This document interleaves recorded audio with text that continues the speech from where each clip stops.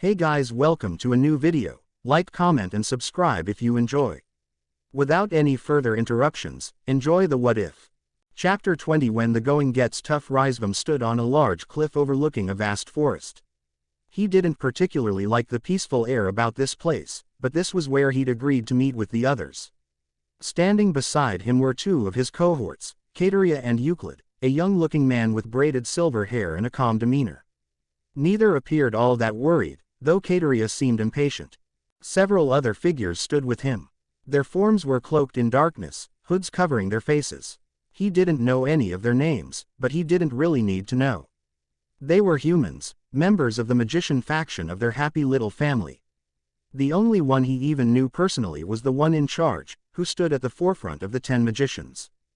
It has been a long time since the battle began, Euclid stated calmly. Are you sure they haven't been killed? Oh, yes, I'm sure. Ravel smiled. How is Shalba doing? He's bedridden and swearing, Kateria informed him. He's also been howling in pain. Well, he is the one who decided to go into battle without wearing our new armor, Ravel said. That's what happens when you let your ego get the best of you. At that moment, someone appeared within a teleportation circle. He knelt on the ground, holding the stump where his left arm should have been. Blood leaked from his mouth, and he was breathing quite heavily. His face had broken out into a sweat. You see that? Ravel gestured to the man. Siegfried has arrived. Though you're a little injured than I expected you to be. Did your fight against Naruto Uzumaki not go as planned? I didn't fight Naruto, Siegfried rasped. Oh, do tell. Several of the mages strode forward carrying boxes, which they set down next to Siegfried, who looked like he was going to pass out.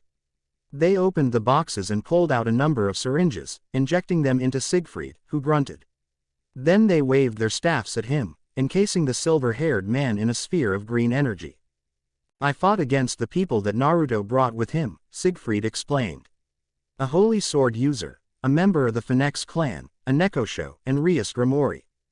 So I see. Yes, your wounds make a lot of sense. Unlike the soft-hearted Naruto, those girls don't play around. I suppose it is a very good thing you were wearing the new experimental armor of ours. At that moment, what almost appeared to be dead skin flaked off Siegfried's forehead. It wasn't skin, though, not human skin at least. It was too scaly to be that, although it appears that your armor was overloaded. Siegfried grunted in reply, causing Ravel to smile.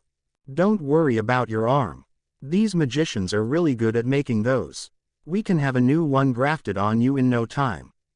Siegfried said nothing, while the magicians worked on stopping the bleeding and implanting a fake arm until they could remake his old one. 3 more teleportation circles appeared, along with 3 more figures. Grrraaaa. Heracles' howls pierced the air. The man lay on his back, his flesh peeling off, the muscles in his chest deteriorating. His ribcage was visible, white bone covered in crimson ichor. It looked like someone had taken a drill to his chest. Could somebody please silence this man? Kateria scowled. His obnoxious wailing is grating on my nerves. A mage waved his staff and Heracles became muted. That's better. Kateria sniffed derisively at Heracles who, even silenced, continued to scream. Honestly, what a pathetic man. What did I tell you? Ravel said. I told you they would come back alive, didn't I? So how was it battling against Naruto? I mean, I was right, wasn't I? Tell me I was right.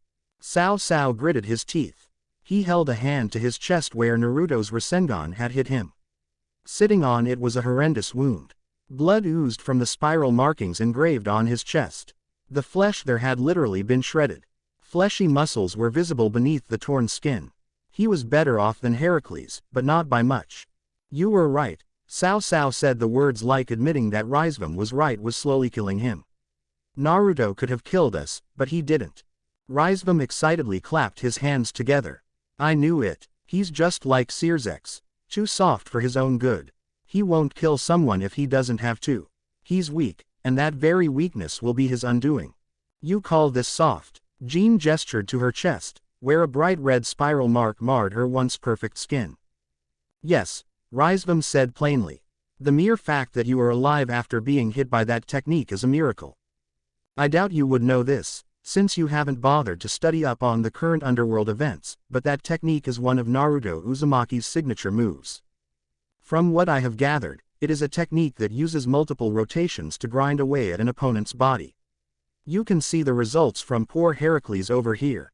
Unlike you, he received the full brunt of the Rasengan's power. Were it not for the magician faction's dragon powder armor that you three are wearing, I guarantee that he, at least, would be dead. Jean looked at Heracles. He was no longer thrashing around, having been sedated. His prone body was being worked on by magicians. They waved their staffs over his wounds, green light emitting from them. Flesh and bones slowly mended in a sickening display, which caused Jean to wrinkle her nose in disgust. Point taken. Still, I think this was an excellent first test, Raisvam declared, nodding several times in satisfaction. This armor is still in the testing stage, so the fact that it can withstand even a weakened Rasengan is good news. Now we'll be able to improve on it before our next engagement, and since Naruto is too weak and soft-hearted to outright kill someone, it means we can keep attacking over and over again. Raisvam was definitely feeling pleased. Everything that he'd been told about Naruto was ringing true. His benefactor had really come through for him. The magicians finished healing Cao and Jean, and Heracles was soon placed on a floating stretcher. Raisvam decided that it was time for them to leave this dreary place. There were things that needed to be done, like getting the magician faction to finish working on his latest project. All right, everyone, he said, his tone amiable, if slightly mocking. It's time for us to head off. There's much to do, so let's go. Whistling a chipper tune, Raisvam created a portal around them, transporting the group back to their base. Today, he decided, had been a good day. Devil Ninja. Azazel frowned as the feeling of immense power cascaded over him and everyone else like an avalanche. There was no mistaking that indescribably disgusting power. Only a dragon could have so much power, and only a dragon would flaunt it so readily. Deep laughter like the rumbling of the earth echoed across a vast distance. He could see the dragon dozens of meters away. What had once been a decimated corpse now looked brand new and even more powerful than ever before. Lord Azazel, Shamshazai, his second in command, swooped down and landed by his side. Should we aid the devils in disposing of this dragon? Azazel pondered doing just that. It would be a good way to build trust between their races. On the other hand, too many people fighting the same enemy could easily become a disaster, especially when those people haven't worked together before. It would be difficult for any but our strongest fighters to stand a chance against that thing, Azazel said at last. Barakiel should already be heading over there anyway. Besides, I need most of you here with me. There's still pockets of resistance from the Chaos Brigade.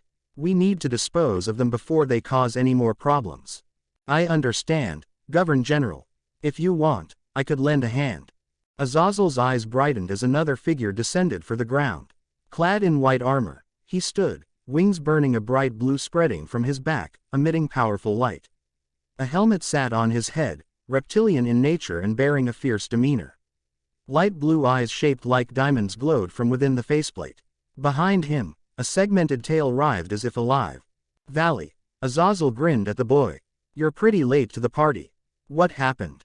I apologize for being so late. I was delayed. Azazel's eyes narrowed. The Chaos Brigade. Vali nodded. I see. It seems those rascals are causing problems everywhere.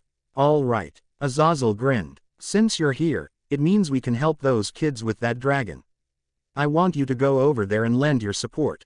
You've got it. Wings flared like luminescent suns as Vali shot into the air and took off, his destination the dragon, and the people who were fighting it.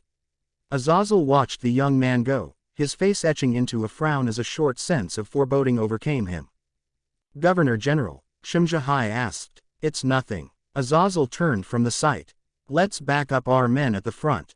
Yes, Governor General. Devil Ninja. Naruto was the first to go on the attack. Everyone else hung back while he charged the dragon like a ballistic missile. Azedahaka laughed, as if amused by his antics, and tried crushing him with a paw. Naruto dodged, or rather, he thought he'd dodged. A powerful force slammed into him, shocking Naruto as he was sent rocketing backwards, tumbling across the ground like a ragdoll thrown by an angry child. Naruto. Rias shouted in concern. I'm fine. Stick to the plan. Naruto turned his roll into a skid, feet sliding along the ground, digging a trench through grass and mud alike. He bent his knees and, timing himself to a second before his body stopped skidding, launched himself into an all-out sprint. Two clones appeared alongside him as he barreled for the dragon, one on either side. He held out his hands, which already had two spinning orbs situated within his palms. The clones added their own chakra to the mix, expanding the amount used. The Rasengans went from being the size of his palm to the size of his head, then to the size of his entire body. Leaping into the air, Naruto soared high over the heads of Azazel and came crashing down. Su and Rasengan. The two orbs slammed into the dragon's head and then fizzled out. What? Naruto had just a moment to realize his predicament before the head tried to swallow him whole. Dragon shot. A massive beam of energy slammed into the head, knocking it off course.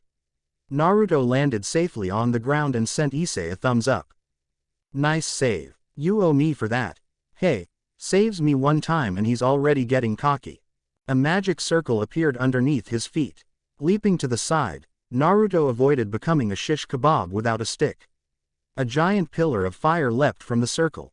The fire then changed, twisting, warping. It was no longer a pillar, but instead a massive dragon, its fiery yellow body contrasting starkly with its vicious blue eyes. Naruto snarled as the dragon flew at him.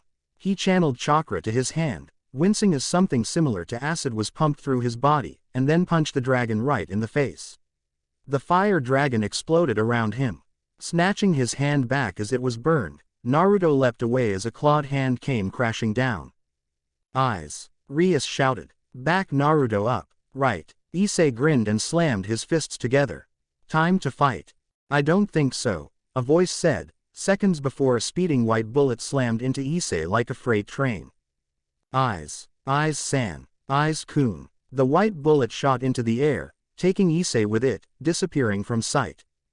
Before Rias or the others could even think of going off to rescue their friend, 4 more people appeared. The first, a beautiful woman with yellow eyes and messy raven hair. Next to her, 2 people who could have been siblings, their matching blonde hair and blue eyes giving them away. In front, standing with an easygoing yet confident posture, a man wearing Chinese armor and carrying a bow staff grinned at them. The raven-haired woman's eyes scanned the crowd before locking onto Kaneko. Sharon-chan, she purred, it's so nice to see you again. Did you miss me? Kaneko stiffened with fear, but she still managed to glare at the woman. Kuroka, Oni-sama, so, you do remember me. Kuroka looked positively delighted. I've come to take you back with me. Rias was about to stand protectively in front of Kaneko, when the white-haired girl stepped forward. Kaneko, I'm not going back with you, Kaneko declared. Kuroka grinned. You say that like I'm giving you a choice. As if in response to her words, Kaneko's Neko ears twitched several times, and white senjutsu chakra engulfed her hands. If you want me to come with you, then you'll have to take me by force, Kaneko declared. And you'll have to get through me as well, Ravel declared, moving to stand by Kaneko's side. Cacciatore, don't look at me like that. Ravel blushed. There's no way I'd let this woman take you and stop calling me that. TCH. Kuroka's face became truly hideous. If that's how it's going to be, then I'll simply kill you both. Kuroka charged at the 2 girls. Rias, Zenobia, Irina, Hiba, and Akeno all made to defend them, but the other 3 people attacked before they could move, keeping them from reaching the pair. Oh, no you don't. Baiku's golden staff extended to incredible lengths.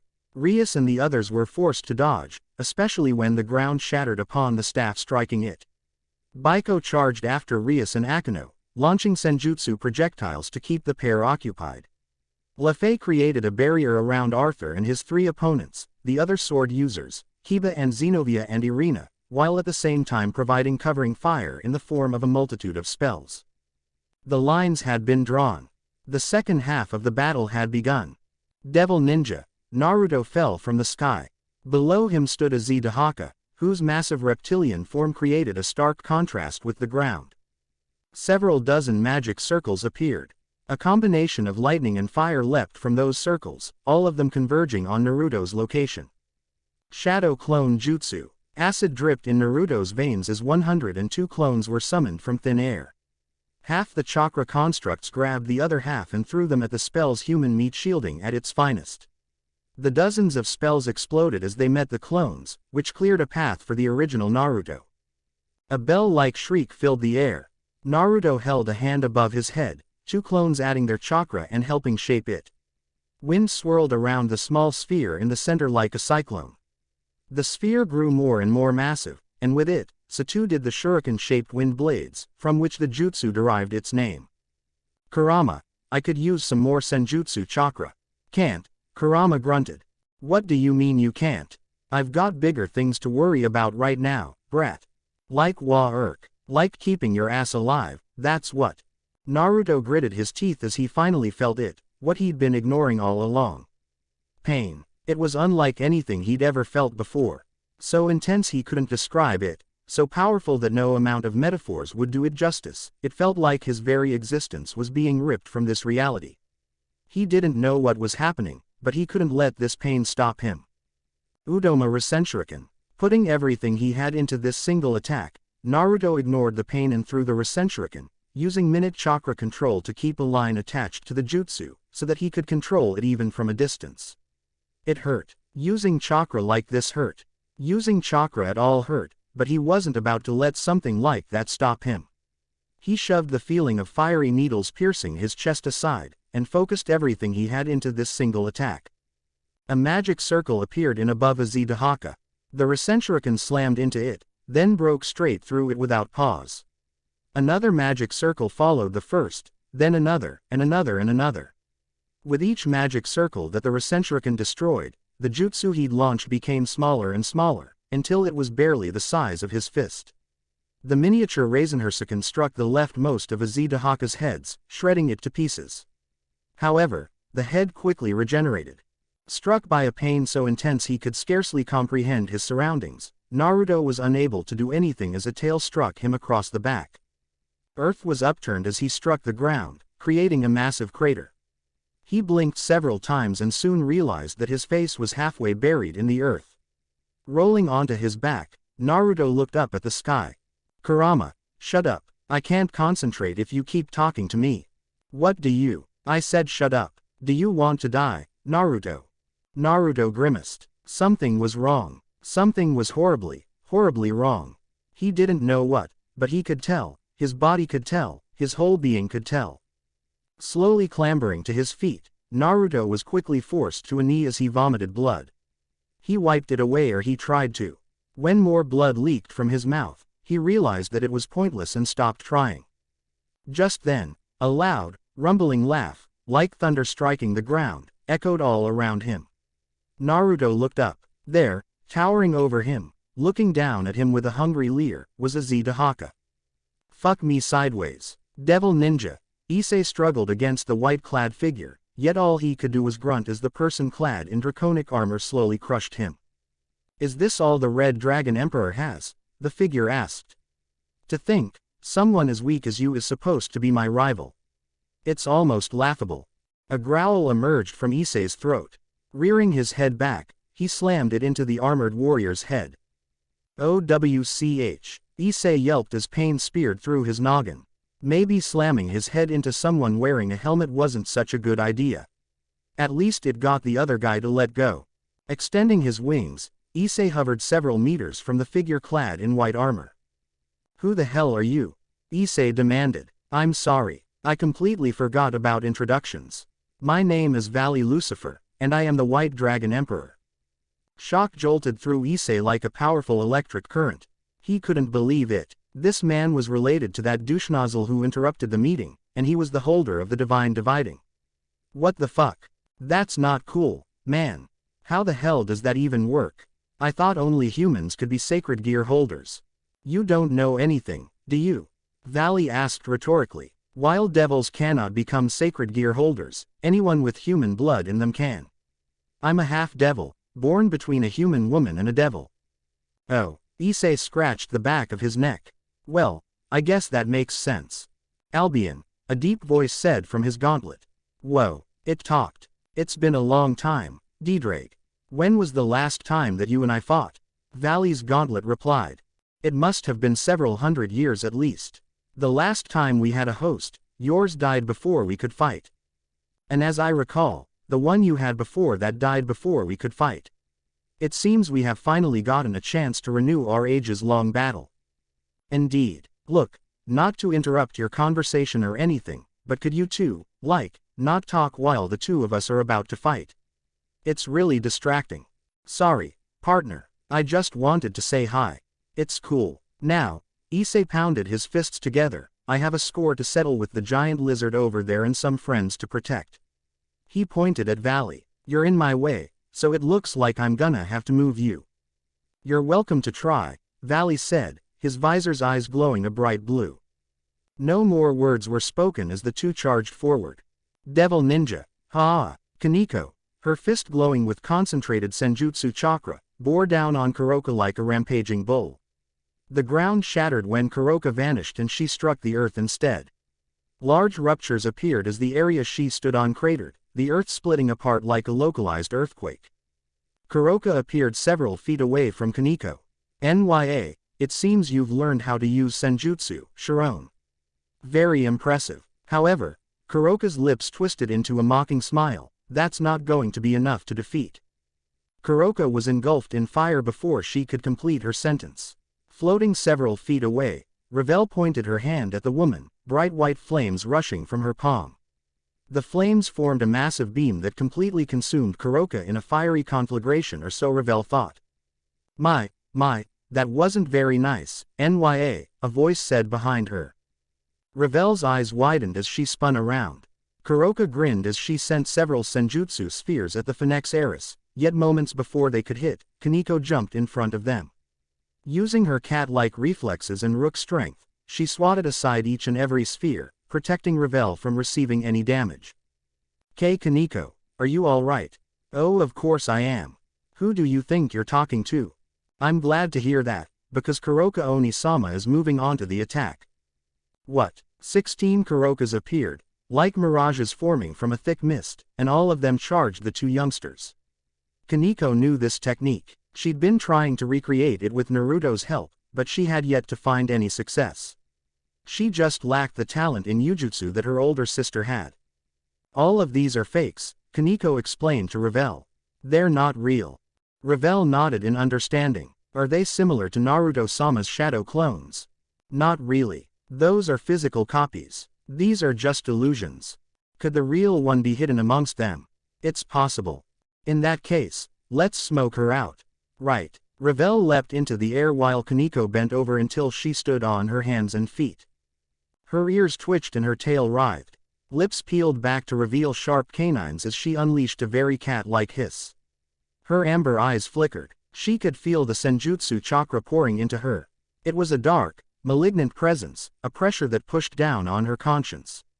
But she bore with it, ignoring the darkness and focusing only on what she knew were her own feelings. Just like Naruto, she would not be defeated by the world's evil. The Kurokas closed the distance.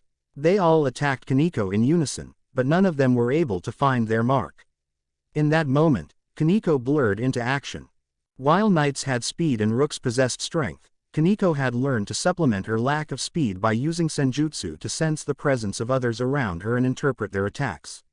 It was almost like foresight, except not quite. She couldn't see the future, but she could use the minute changes in a person's ki to predict how they would attack. All of the Kurokas around her were illusions. They lacked the necessary ki to make a complete being, so Kaneko ignored them. The illusory figures passed through her one after another. 1, 2, 3, 4. GGU. Kaneko winced as a ball of compressed senjutsu chakra slammed into her gut. She skid along the ground, coming to a stop several meters away. A wince escaped her as she held a hand to her stomach. Steam wafted from it, and she could feel where her skin had been burnt by the foreign chakra. You tried to sense where I was using senjutsu, weren't you? Kuroka crossed her arms. You should have realized that wouldn't work on me. Not only am I a senjutsu user, too, but I'm also far better at using it than you. You'll need to try harder than that, Sharon. Don't call me that, Kaneko said through gritted teeth. Why shouldn't I? That's your name, isn't it? Sharon, Sharon, Sharon, Sharon. Stop it. Kaneko sent several senjutsu spheres at her older sister, but they were all knocked away with ease. Kuroka laughed at her. You really are inexperienced at this, aren't you? Poor Sharon. I know. Why don't you come back with me? Yellow eyes lit up and a delightful smile appeared Kuroka's face. If you come with me, I'll teach you everything that you need to know about senjutsu. I'm learning just fine without you. Kaneko threw several more spheres, though it was all for naught, as each one was either knocked aside or outright destroyed by Kuroka, who used her superior senjutsu abilities to negate them. The older Nekosho's fists blurred, each strike smacking a sphere, dispersing it into elementary particles. You're such a stubborn child, Nya. Why won't you just come to your senses and come home with me? Because Kaneko already has a home. Ravel floated in the sky. With her arms spread wide and pinions of flame bursting from her back, she created several dozen birds of fire, swallows. Each one flapped its wings, creating fiery after-images. With a combined war cry, they swooped down and tried to batter Kuroka. Instead, they were blown back when the Nekosho made several symbols in the air, and a massive burst of wind gushed from nowhere, slamming into the birds and knocking them off course. Each bird dispersed harmlessly several meters out. You shouldn't speak out of turn, little girl, a voice hissed behind Ravel. Kaneko's eyes widened when she saw her sister hovering behind her friend. Ravel, move. Ravel tried to respond, to move just as Kaneko advised, but before she could, her body was engulfed in purple mist. What is? Ravel hacked and coughed. Her once brilliant wings flared to inexistence, dispersing as if they'd been doused with water. With her wings no longer there, she fell to the ground, and she would have broke her neck had Kaneko not caught her before it could happen. She cradled Ravel to her chest, listening as the blonde girl whimpered and coughed. Gritting her teeth, she glared at Kuroka. What did you do to Ravel? Kaneko demanded as her sister landed lightly on the ground. Oh, I just gave her a little present, Nya. Kuroka's mysterious smile bothered Kaneko. No, it upset her. How could she smile after what she had just done? That poison mist of mine is quite powerful, and Ravel is still an immature phoenix. She won't be able to regenerate from that sort of damage for a while. Kuroka's smile widened. Which means it's just you and me, Sharon, so why don't you show me what you can do, Nya? Kaneko looked down at her friend. She and Ravel had spent so much time together since the Phoenix heiress had arrived. They'd done almost everything together. They ate breakfast together, they bathed together, and they had even started sleeping together in the same room. Ravel was her best friend. And Kuroka had just hurt her. Gently setting Ravel on the ground, Kaneko brushed a few blonde strands of hair from her friend's face. She stood back up, her fists clenched and her golden amber eyes narrowed. I'm going to kick your ass, Kuroka Oni-sama. Kuroka actually blinked. That was a rather vulgar thing to say, Nya. I think you've been spending too much time around Naruto-iki. Kaneko didn't say anything. Words were no longer necessary. With her lips peeled back in a snarl, Kaneko charged at her sister, intent on paying the woman back for what she'd done to her friend. Devil Ninja, Rias and Akeno were in a bind. Take this. The powers of destruction burst from Rias's hand like crimson hellfire. It struck Baiko in the chest, who laughed as he shrugged the attack off like it was nothing. Kekaki, you'll have to do better than that, Boobzilla. Rias gritted her teeth. This man's abrasive personality really annoyed her. He was even worse than Naruto, who at least had the decency to be polite. This monkey wouldn't know what polite meant if it smacked him in the face. Unfortunately, much as she would have loved to wipe that stupid look off his face, Rias and Akeno were facing a problem they'd been experiencing a lot these days. Someone stronger than them. This monkey, though she was loath to admit it, appeared to be stronger than both her and Akeno combined. Nothing she and her friend threw at him worked. The powers of destruction splashed off his armor like water. Even Akeno's lightning attacks were dispersed before they could reach him. Then why don't you try this on for size? Akeno shouted as lightning lanced from her fingertips. Baiko grinned as he spun his bow staff around in front of him, which moved so quickly it blurred until it looked like a solid circle. Lightning struck the makeshift shield, glancing off it and plowing into the ground beside him. Baiko then slammed the butt of his staff into the ground. The staff extended quickly, shooting up to smack Akeno in the stomach before she could retaliate. It continued growing longer and longer, taking the fallen angel-devil hybrid with it. Akeno, Rias shouted before glaring at their enemy. Don't think I'm going to let you get away with this. Power of destruction coalesced as Rias channeled her considerable power into the palm of her left hand, then fired it off in a baseball-sized sphere. Baiko saw the sphere and grinned. His bow staff retracted back to its original length, and he thrust it at the sphere, striking it dead center. The tiny ball of destructive energy exploded, engulfing everything within a 5-meter radius. When the blast cleared, a massive crater had formed. Only a single section, which jutted out of the ground like a pillar, remained, and standing on top of that pillar was an unharmed Baiko. Kekaki, that wasn't bad. Not bad at all. You've got some power to yaw, Red, Baiko complimented with a cheerfully mocking cackle. But, you've still got a long ways to go before you can be a match for me. Now prepare yourself. Kino-on. A golden cloud suddenly flew in from behind Baiko, who leapt into the air and landed on it. Once he was secure, the cloud shot toward Rias like a bullet. Gritting her teeth, Rias gathered the power of destruction into her hands. If it was a battle this man wanted, then it was a battle he would get. Akeno. A loud voice shouted from across the battlefield.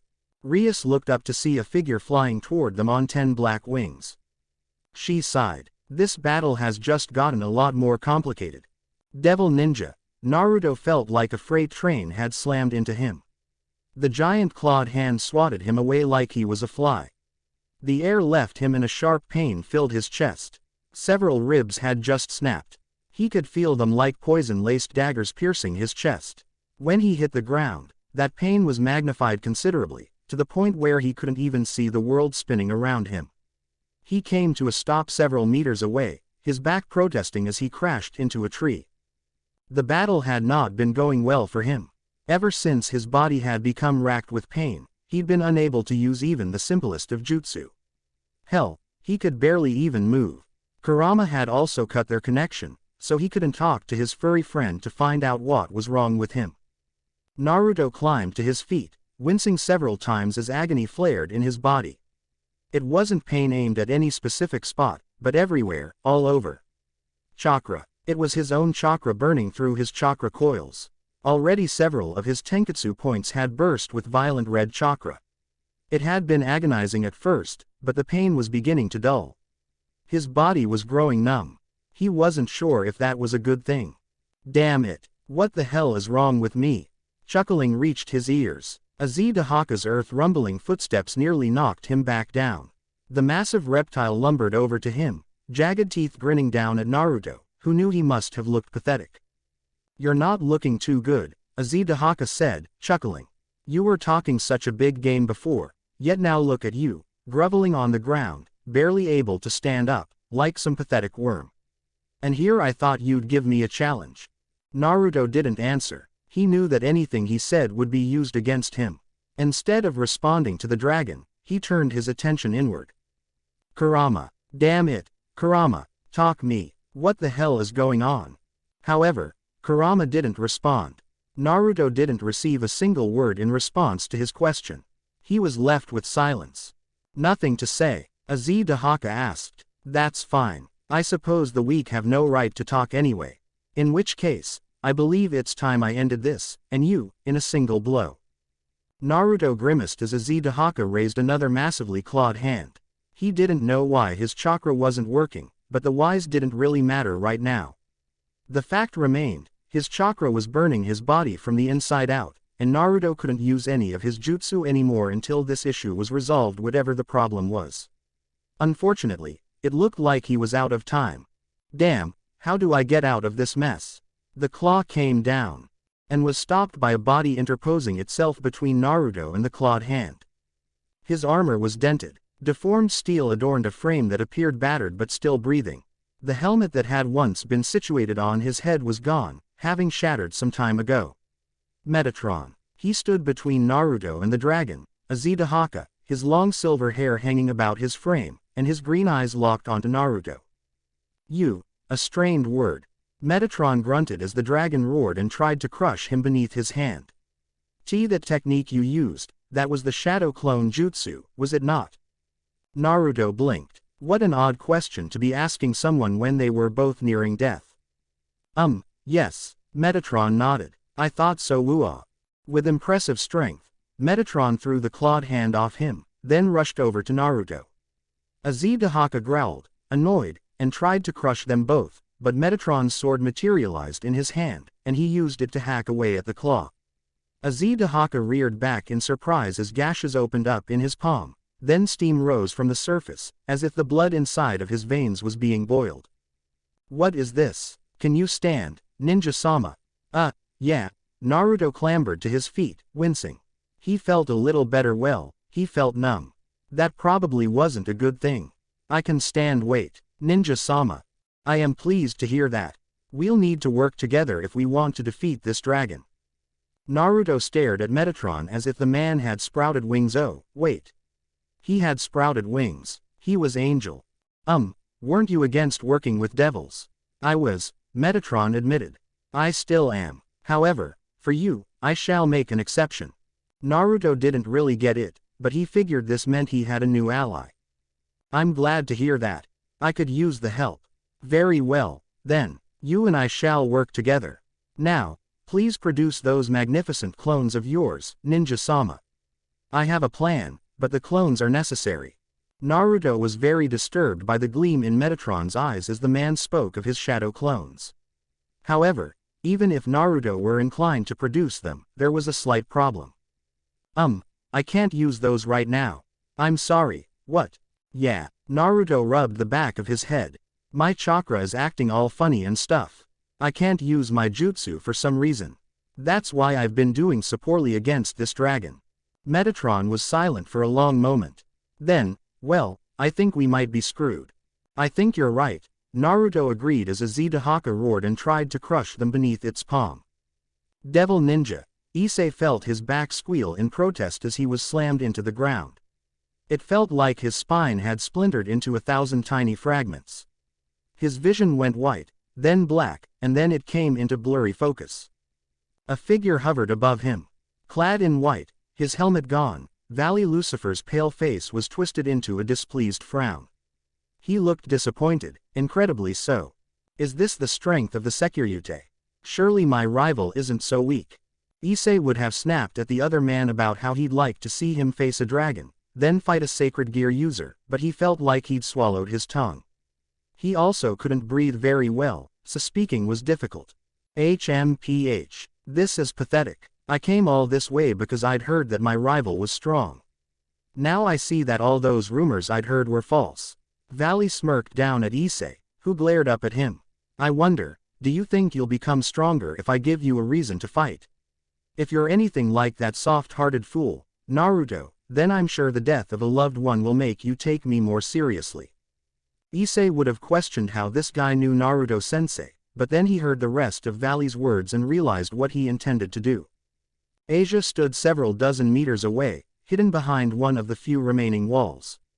Her eyes locked with Issei's while Vali raised a hand, a bright white orb forming in front of it. Say goodbye to your friend, Vali said, grinning.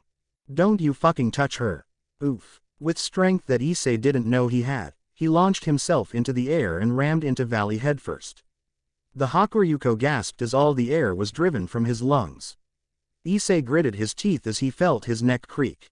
It hurt, but he wasn't about to let someone he cared about get hurt.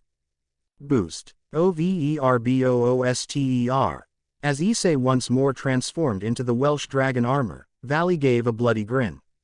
Now this is more like it. Let's keep fighting. Devil Ninja. Naruto was feeling a little better. Sure, everything still hurt. It felt like his skin had been peeled off and his body dumped into a vat of acid. Still, that was better than being numb, which could never mean anything good. He and Metatron wove through stomping claws and numerous spells. Metatron wielded his sword with incredible expertise and precision.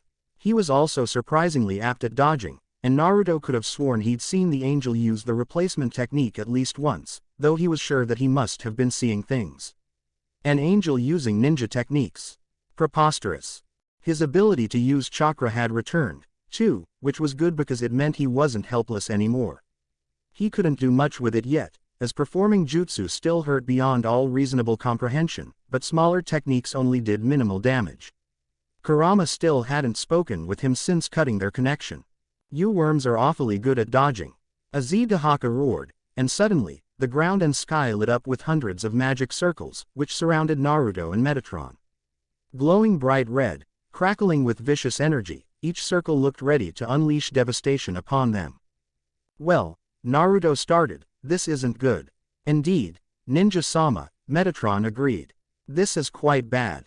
Naruto looked at the angel oddly seconds before the area they stood on exploded. It looks like I missed.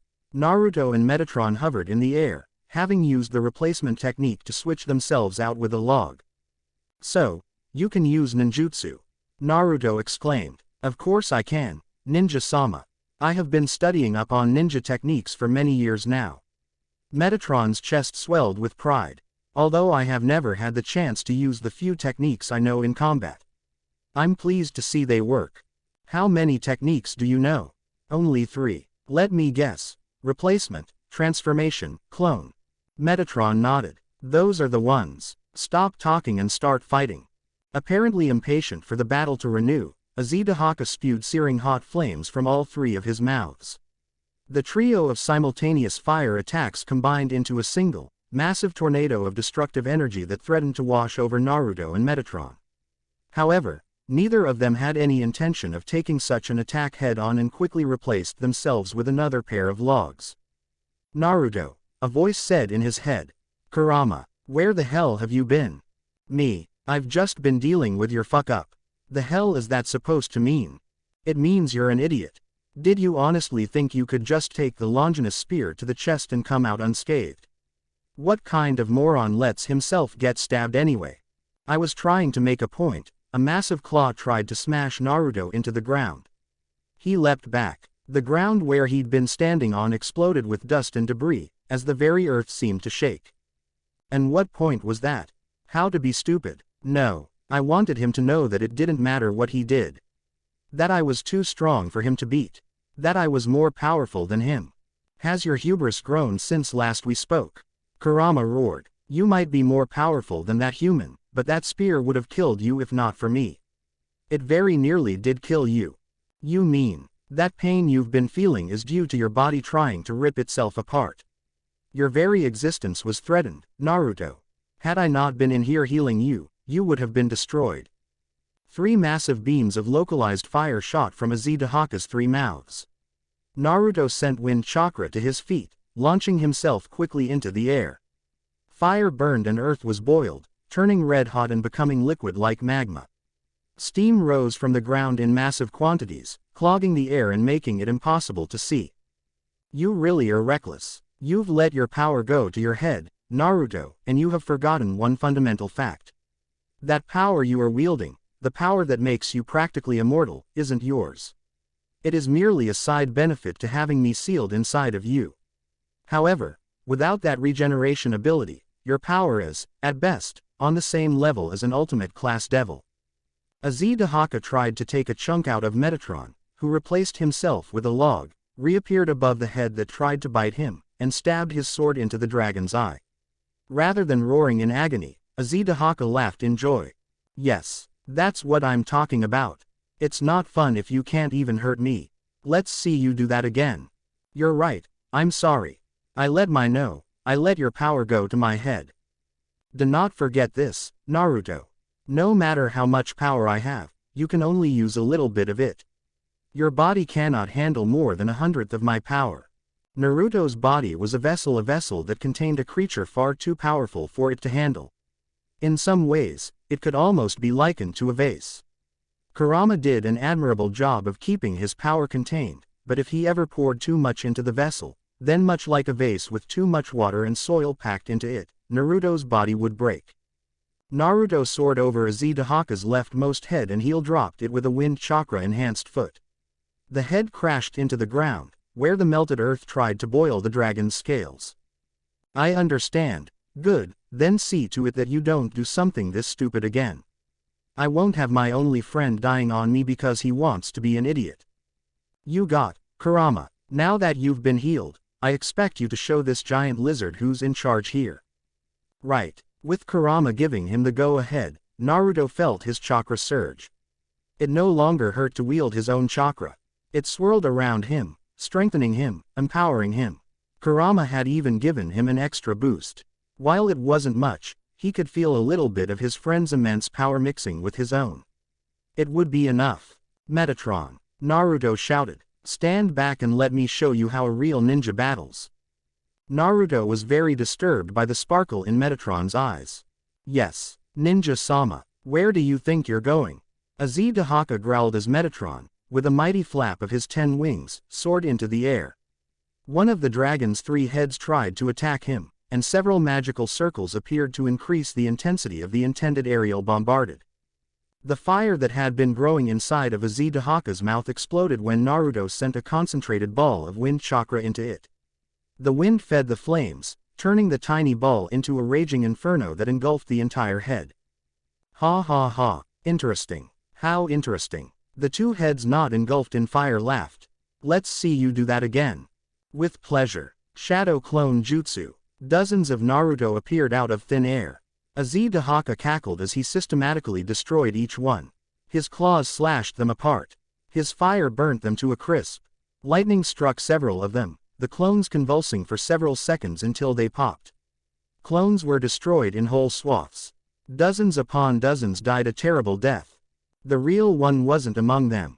He was above Issei Dahaka, descending toward the dragon, 2 gigantic balls of rotating wind chakra swirling above his hands. Suin Rasenshuriken. Aiming a hand at each head, a large magic circle appeared behind the Rasenshurikens. Naruto used the devil magic to launch the Rasenshurikens forward with a bell-like shriek. The 2 massive balls of swirling wind chakra struck the heads, expanding until each head was completely engulfed within the attack, which looked like 2 giant spheres of insane cutting winds. The attacks soon dissipated to reveal that both heads were gone, nothing but stumps bloody remained. However, even as the necks hung there, headless, gore dripping from them, the heads quickly grew back. Ha ha ha, oh, yes, that pain is so good. More. I need more. Is this guy dragon, a masochist? You want more? Naruto snarled. Fine, have some more. Boil release. Unrivaled strength. Naruto's chakra began to boil. Large amounts of steam emitted from his body, the pressure inside of him building up, increasing his strength proportional to the amount of build-up steam. He descended onto the center head and unleashed all that pressure into a single blow. Erupting propulsion fist. Steam detonated everywhere as Naruto's punch caused Issei Dahaka's muzzle to cave it. The dragon howled, somewhere between a cry and a laugh, as blood erupted from his muzzle before it was boiled by the steam. How do you like that? Naruto crowed before experiencing shock when the head he'd just demolished quickly became a whole again. He had just a second to realize the danger he was in before its jaws clamped down around him. There was a brief moment where he felt himself being crushed to the roof of Issei Dahaka's mouth by a fat tongue, and then he slid down the creature's gullet. No! Naruto screamed in terror, traumatizing memories of being swallowed by another scaled creature surfacing in his mind. I don't want to be swallowed by another giant reptile. Within his cage, Kurama sighed. Not again. The near-omnipotent creature with the powers of Otsutsuki Kagaya and 8 other Biju sighed to himself. Devil Ninja. Issei felt fire burn his chest as his armor shattered when Vali kneed him. Struggling past the pain, Issei unleashed a fierce battle cry and headbutted Vali. As his fellow sacred gear user stumbled backwards, his helmet cracked, Issei grabbed the other boy's arm and pulled him into a fist, shattering the white breastplate. Ha, ha. You're stronger than I expected, Vali complimented. TCH, and you're more annoying than I expected, Issei declared. The 2 ran at each other, and their clashing fists created a shockwave that tore apart the ground. Devil Ninja, this is disgusting. Naruto wondered if it was his fate to be constantly eaten by ginormous reptiles. Seriously, he knew that Negi would have a cow hearing him say this, but it almost felt as if fate had determined, through some inexplicable logic that he would never understand, that any gigantic reptile he came into contact with would eat him. You have the worst luck when it comes to reptiles. Shut up. No commentary from the peanut gallery. HMPH. So, how do you plan on getting out of this? I don't think the same trick you used on that snake will work here. This dragon's hide was much tougher than any snake's, and even its insides felt more solid than diamonds. That meant he would have to use a wind jutsu, but it couldn't be any old jutsu. It had to be strong enough to cut through hide, but weak enough that it wouldn't damage him. He'd just finished healing. The last thing he wanted was to get injured and have Kurama heal him all over again. Which meant wind jutsu was out of the question. Damn it. I guess there's no choice. I'm gonna have to use that jutsu. Kurama sucked in a breath. You don't mean that jutsu, do you? Yes. Naruto tried to nod solemnly. It was a little hard when you were stuck in a stomach. I'm talking about that jutsu. Within the seal, Kurama shuddered. He was not looking forward to this. After several seconds of struggling, Naruto put his hands together and slowly made several hand seals. Konohagakure's hidden technique, indigestion no jutsu. Devil ninja, Azazel felt strange. His stomach was gurgling in a manner that he hadn't experienced very often. Dragons rarely went to the bathroom, after all. However, that was exactly what he felt the need to do now, take a massive dump. A loud rumbling ripped through the campus, quickly followed by a massive stench. Metatron, who floated in the air above Azazel and was therefore the closest, nearly died as he choked on the horrid fumes that rose from the large pile of dung underneath the dragon's rear. Oh, Lord Almighty, I think I'm gonna be sick. Within that pile of crap, a single hand emerged. The hand was followed by another hand, and then a head before, finally, crawled out from the massive mountain of shit. Naruto had never felt more disgusted than he did right now. The nauseating scent of dragon crap stung his nose, threatening to make him vomit. It was worse than anything he'd ever smelled before.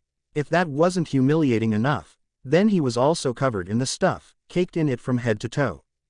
Few things could ever be more putrid than being covered in crap. This is humiliating, Naruto muttered harshly. It's disgusting is what it is, Kurama interjected. I don't know how you could do something like that. It was necessary. Naruto went through several more hand seals.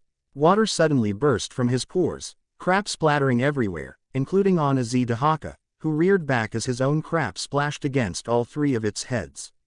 Some of it got into the dragon's eyes, making him thrash. Unfortunately, even though Naruto was now clean, he couldn't get rid of the stench. This is so gross, incredibly gross, and I'm angry. Good, because I'm pretty pissed off myself. This dragon's ass is grass. It had better be. Ninja-sama. Metatron dropped down to the ground. There was a relieved look on his face. Ninja-sama, I am so glad to see that you're. He stopped talking. His nose wrinkled. You stink. Gee, ya think. Naruto said dryly. I am being quite serious here, Ninja-sama.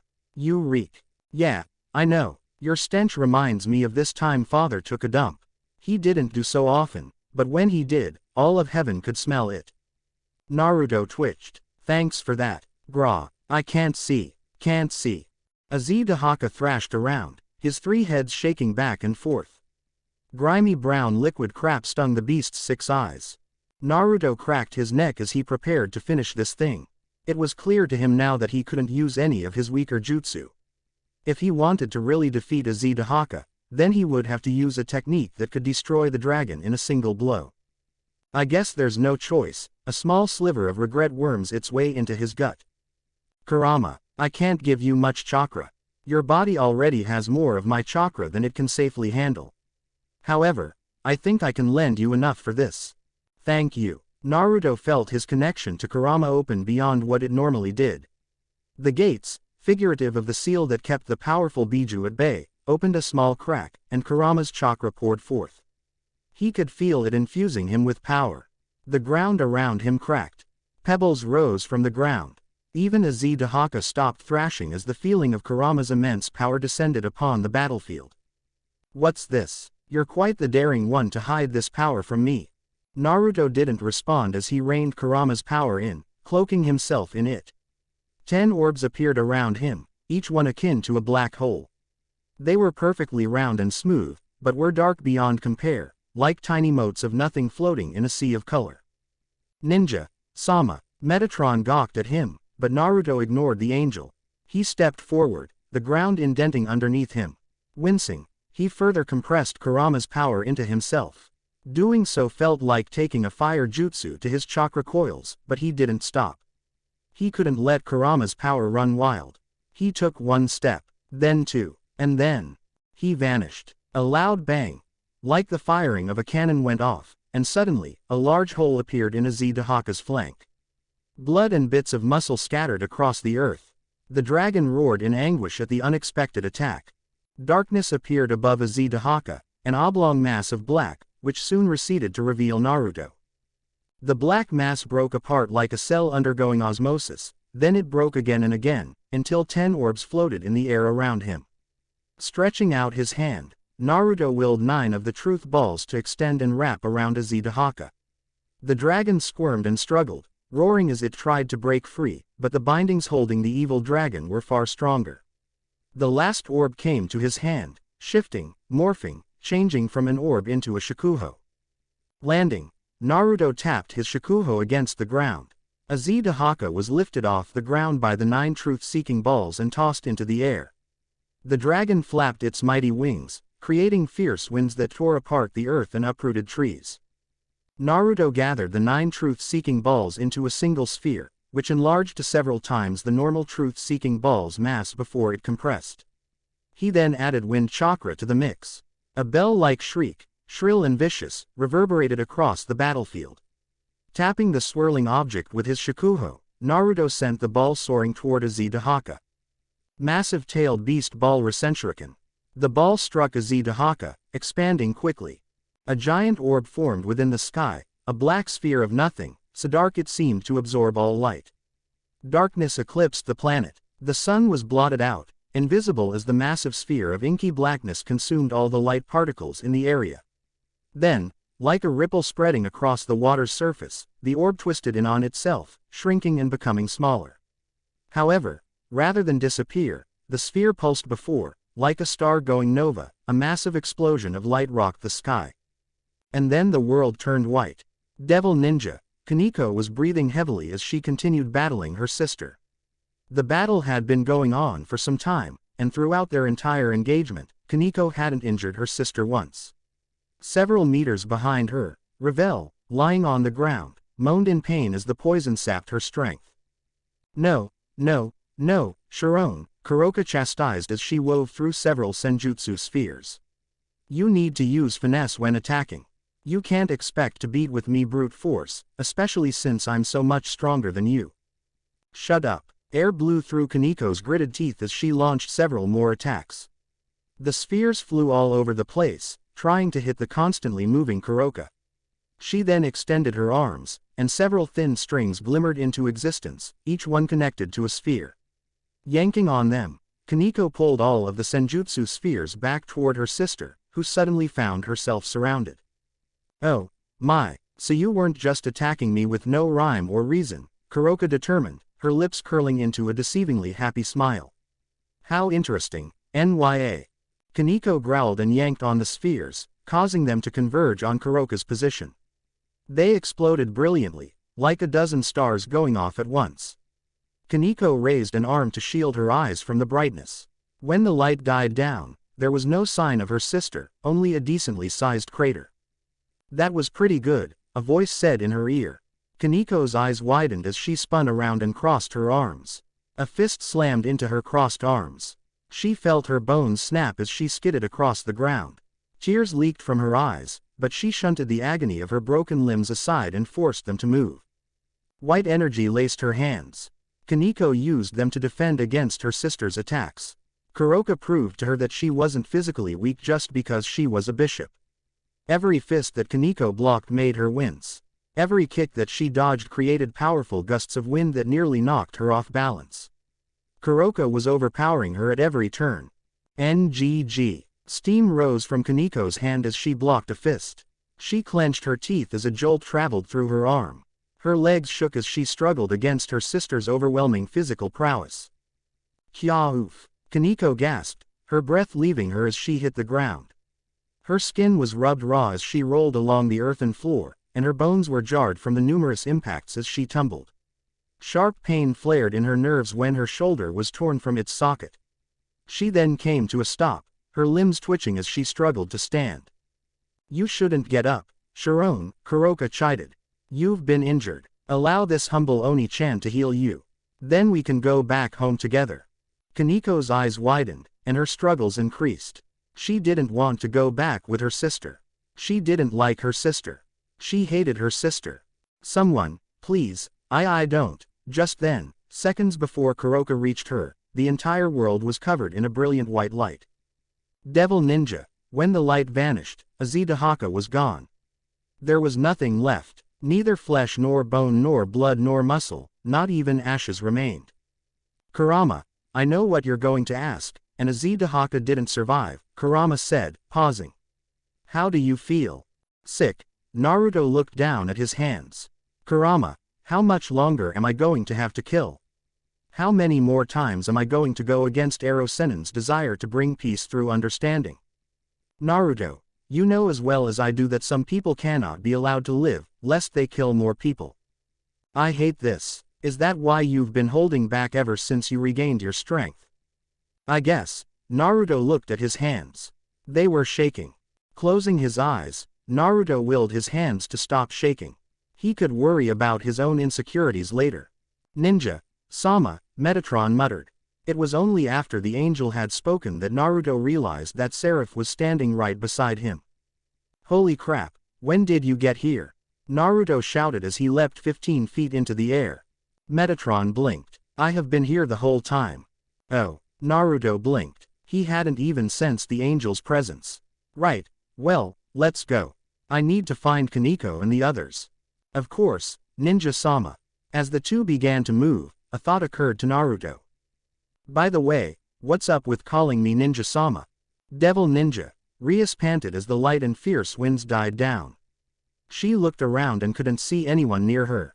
The once grassy field was scoured with pockmarks and burns. Several craters marked where Baiku's fist had destroyed the earth. There was no sign of the monkey himself, however. It looks like he ran, Akeno said, floating to the ground beside Rias. She looked pretty banged up. Bruises covered much of her body and a good portion of her clothing was torn. So it seems, Rias frowned. He must have used that massive explosion in the sky to facilitate his escape. Akeno. Barakiel landed beside the raven-haired female. Are you okay? Why are you here? Akeno scowled at the man. Have you not been able to figure out that you are not wanted? Leave. Akeno, I just wanted to leave. The man stood in silence for a second, then, with an agonized expression, flapped his wings and took off. Rias watched the man go with mixed feelings. It was clear to her that he wanted to bond with his daughter, but she didn't know how to feel about it. She shook her head. There would be a time to think about this later. Come on, she said to Akeno. We need to find the others. Of course, Bucho. The two took off into the sky, leaving behind an empty battlefield. Devil Ninja. That attack just now, Kuroka mused to herself as the light and raging gale winds died down. There was senjutsu infused into that attack. That must mean Naruto was the one who made that big explosion. Kaneko knew that way better than her sister. She was intimately familiar with Naruto's chakra, so she knew what it felt like. Naruto. Her body ached. She was tired. Her muscles felt sluggish and uncooperative. No matter how much she struggled, no matter how hard she tried to pick herself back up, all she could manage was to make her arms and legs twitch. Then, Kuroka turned back to her, time to take you back with me. No, Kaneko wanted to get up, to stand back up and keep fighting. She couldn't, however, her body refused to obey her will. She was simply too tired to do anything more than lie there on the ground, inert like a vegetable. Naruto, please, as if hearing her silent plea, Naruto appeared before her. 1 second he wasn't there, and then the next he was. He stood in front of Kaneko, his glowing white form blocking Kuroka from coming any closer. The raven-haired older sister stopped walking when she saw him, and she crossed her arms and pouted. I think you've had enough fun, Kuroka, Naruto said. Are you going to get in my way, Nya? If I must. A standoff seemed to ensue. Naruto and Kuroka eyed each other before, with casual yet surprising grace, Kuroka backed down. HMPH, if you're the one I have to get through, then I suppose there's no other choice. I can't beat you in a straight-up battle, so I'll leave, for now. Be sure to take care of my Chiron until I return. A portal opened up behind, which the woman stepped back into. It then closed, leaving not a trace of her presence. Naruto turned and knelt next to Kaneko, lifting the girl into his arms. Naruto, are you all right, Kaneko? Tired. The white-haired girl snuggled against his chest, taking comfort in his presence and the feeling of his chakra. She wrinkled her nose. You smell like shit. Really? Naruto murmured, his right eye twitching. Despite how horrible Naruto smelled, Kaneko was too tired to care. Her body demanded rest, and so she fell asleep, her nose still wrinkled. She really hoped Naruto would take a bath, and soon. Devil Ninja. Naruto smiled down at the girl as her breathing slowed and her body relaxed. She had fought pretty hard, and against a superior opponent like Kuroka to boot. Undoubtedly, the girl was beyond exhausted. And Naruto, a weak voice called out to him. Naruto looked down at Kaneko, but when he realized that she wasn't the one who'd spoken, he looked around the field before his eyes landed on Ravel. The young Phoenix heiress lay on the ground several meters away. Her clothing was torn in several places, and her breasts were exposed, but she didn't seem to notice. Naruto created another clone, which picked up Ravel gently, as if she were a princess. Ravel, despite not being 100% cognizant of her surrounds, had the decency to blush. What are you? I'm carrying you. What does it look like I'm doing? You're too tired to walk on your own, right? I guess. Ravel buried her face into the clone's chest. She then looked up at him, only her eyes and red cheeks visible. But don't get any funny ideas, got that? Got it, Naruto. Another voice called out to him, a very familiar voice. Turning around, Naruto saw Rias, Kiba, and the two exorcists running up to him. Hey, you guys, Naruto greeted as the group stopped in front of him. Naruto, are you all right? That dragon, Naruto grimaced at the reminder of Azedahaka. Even though Azedahaka had been an evil dragon, he still felt guilt weighing on his conscience. He knew it was foolish to feel guilt over this. Azedahaka had been evil, and he'd killed many people, but the act of killing had become repulsive to him. It felt like he was smacking Jiraiya's ideals in the face. I'm fine, Naruto said, mastering his emotions. I'm glad to hear that, Rias said, smiling, though her smile soon turned into a frown. By the way, what is he doing here? Everyone turned to Metatron, who stood next to Naruto. He'd been silent up to now, but when he saw all the looks being directed his way, the seraph gazed upon them with his calm and elegant demeanor. I am here because Ninja-sama is here. Everyone paused, as if unsure of what to make of that statement. Ninja, Rias began. Sama, Irina finished unsurely. Let's not get into that right now, Naruto said. He didn't want to deal with whatever weird thing Metatron had for ninjas. Anyway, where are Akeno, Asia and Eyes? The group looked at each other. Naruto could sense a slight tension in them, like a giant snake summons coiling around them, constricting them with worry. We don't know where Eyes or Asia are, Rias said at last. Akeno's gone to look for them. Ah, by the way, Naruto, Rias began again. Yes. You reek. I know, he said solemnly, his shoulders slumping. Devil Ninja, Issei knew he'd lost the moment his body stopped working. He lay on the ground, staring up at the figure looming over him. His opponent, one Vali Lucifer, had beaten him, thoroughly and utterly. To say that he'd been routed was a gross understatement. From the very start of this battle, Vali's victory had already been guaranteed. I'm pretty disappointed in you, Issei, Vali said. When Naruto was held in captivity by the Chaos Brigade, he would always talk about his precious perverted student, and how much potential you had. However, while you have some strength, I'm not seeing anything that would make someone like him proud of you. Issei opened his mouth and tried to say, fuck you. However, it ended up sounding like, woofuwugu, instead. Vali blew out a deep breath. As you are right now, you're not worthy of being considered my rival. You're not even worthy of being killed. Vali, Arthur and LeFay Pendragon ran up to him. It's time to leave. We're pulling back. I imagine so. After all, our objective here is complete. Vali ran a hand through his hair. Man, to think my rival would be this weak. Issei wanted to tell Vali that he wasn't weak. However, in the face of what happened to him, of their battle, of his loss, he couldn't dredge up the words. Not that he would have been able to speak anyway, but still. Vali soon left, stepping through a portal that Arthur opened using a holy sword. When the portal vanished, Issei was left alone. He would eventually be found by Asia and Akeno. However, even they would be unable to help him come to terms with his defeat. Devil Ninja, the battle was over. It seemed that, with the death of Azazel, the Chaos Brigade had lost their nerve and decided to flee. A few had fought to their last breath, but the majority, realizing their untenable position, had fled through portals that had opened up for them. No doubt every member of the Chaos Brigade had been granted a special emergency escape device, which was what allowed them to beat such a hasty retreat. Sirzek looked at the damage done to school, at the bodies lying on the ground, and his shoulders slumped as regret gnawed at his insides. There was so much death, so much destruction, and for what? What reason could anyone have for causing this much sorrow? Sometimes it feels like the matter of devils and angels will never end in anything but violence. For a long time now, he'd been making great strides to bring peace to his people. Gone were the days when might made right. In this era, those who thought with cooler heads and compassionate hearts prevailed, or they should have. Seeing the carnage wrought before him made Sirzek feel as if all that he strove for was naught but the pipe dream of a foolish idealist.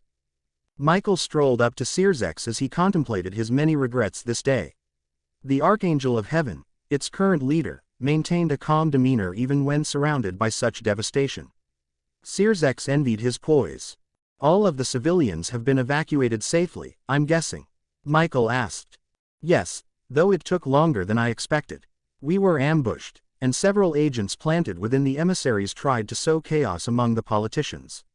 They were defeated, but, well, you regret the loss of life. Loss of life is always regrettable. However, I have accepted that it is sometimes necessary. What I regret is the unnecessary loss of life. None of those people had to die if they'd just laid down their weapons. And yet, we both know they would not have laid down their weapons. The evidence of this fact has already come to pass. I know. They stood in silence for a time. All around them angels, devils, and the fallen worked together, digging through the rubble to locate their comrades, or helping tend to the injured. Such a sight would have normally pleased Sirzek immensely, but the immense loss of life that had been incurred this day, weighed heavily on his mind. Meters away, a crowd of beings parted and a man, clad in dented armor, and with 10 golden pinions marred by blood, stepped through the throng. He did not wear his helmet, allowing everyone to see his effeminate features and long silver hair. Sirzek was not fooled by the man's appearance, however, and he felt weary as Metatron approached them. Metatron, Michael said, sounding pleased. I am glad to see that you are alive and well. I'd heard tell that you fought against Azazel and suffered grievous injury. A mere trick of the eye, Michael, Metatron said dismissively. Misdirection is a ninja's most powerful ally. I had to pretend I was injured in order to fool that dragon. I see. Sirzek looked at Michael's uncomfortable shifting and almost snorted. He didn't know what the heck was up with Metatron's ninja obsession, but he couldn't deny it was hilarious. Seeing Michael's expression only made it more so. I would also like to inform you that I have changed my mind, Metatron continued. Changed your mind? About allying ourselves with the devils and the fallen, Metatron extrapolated. In light of the recent events, I believe it would be a good idea if we had more allies. Therefore, I agree to allying ourselves with devils and the fallen. Michael looked like a weight had been lifted off his chest. I'm glad to hear that. However, Metatron said, causing Michael to eye him warily, I do have one condition. As Michael listened to Metatron's condition, an incredulous expression, what the fuck, kind of expression on his face, Sirzek couldn't quite contain his laugh. It seemed there would be some interesting times ahead. Devil Ninja, this conversation had been coming for a while now. Naruto knew that he and Rias needed to talk. Regardless of what happened during the battle, what happened before now couldn't be ignored or swept under the rug. Besides, Naruto had never been the kind of person to run away from his problems unless those problems included a horde of angry women trying to kill him because he and Jiraiya had been caught peeping. In those instances, running away was perfectly acceptable. A blue sky marked what was going to be a beautiful day. He and Rias strolled through a park located several kilometers from their home. Green trees lined either side. Flowers bloomed, a multitude of colors and gentle fragrances. No one else was around. Neither of them wanted anyone else butting in on this conversation. He looked at Rias to see that she was also staring at him. They held eye contact for a second, and then both of them looked away. Well, Naruto thought sarcastically, this isn't awkward at all. He and Rias glanced at each other again.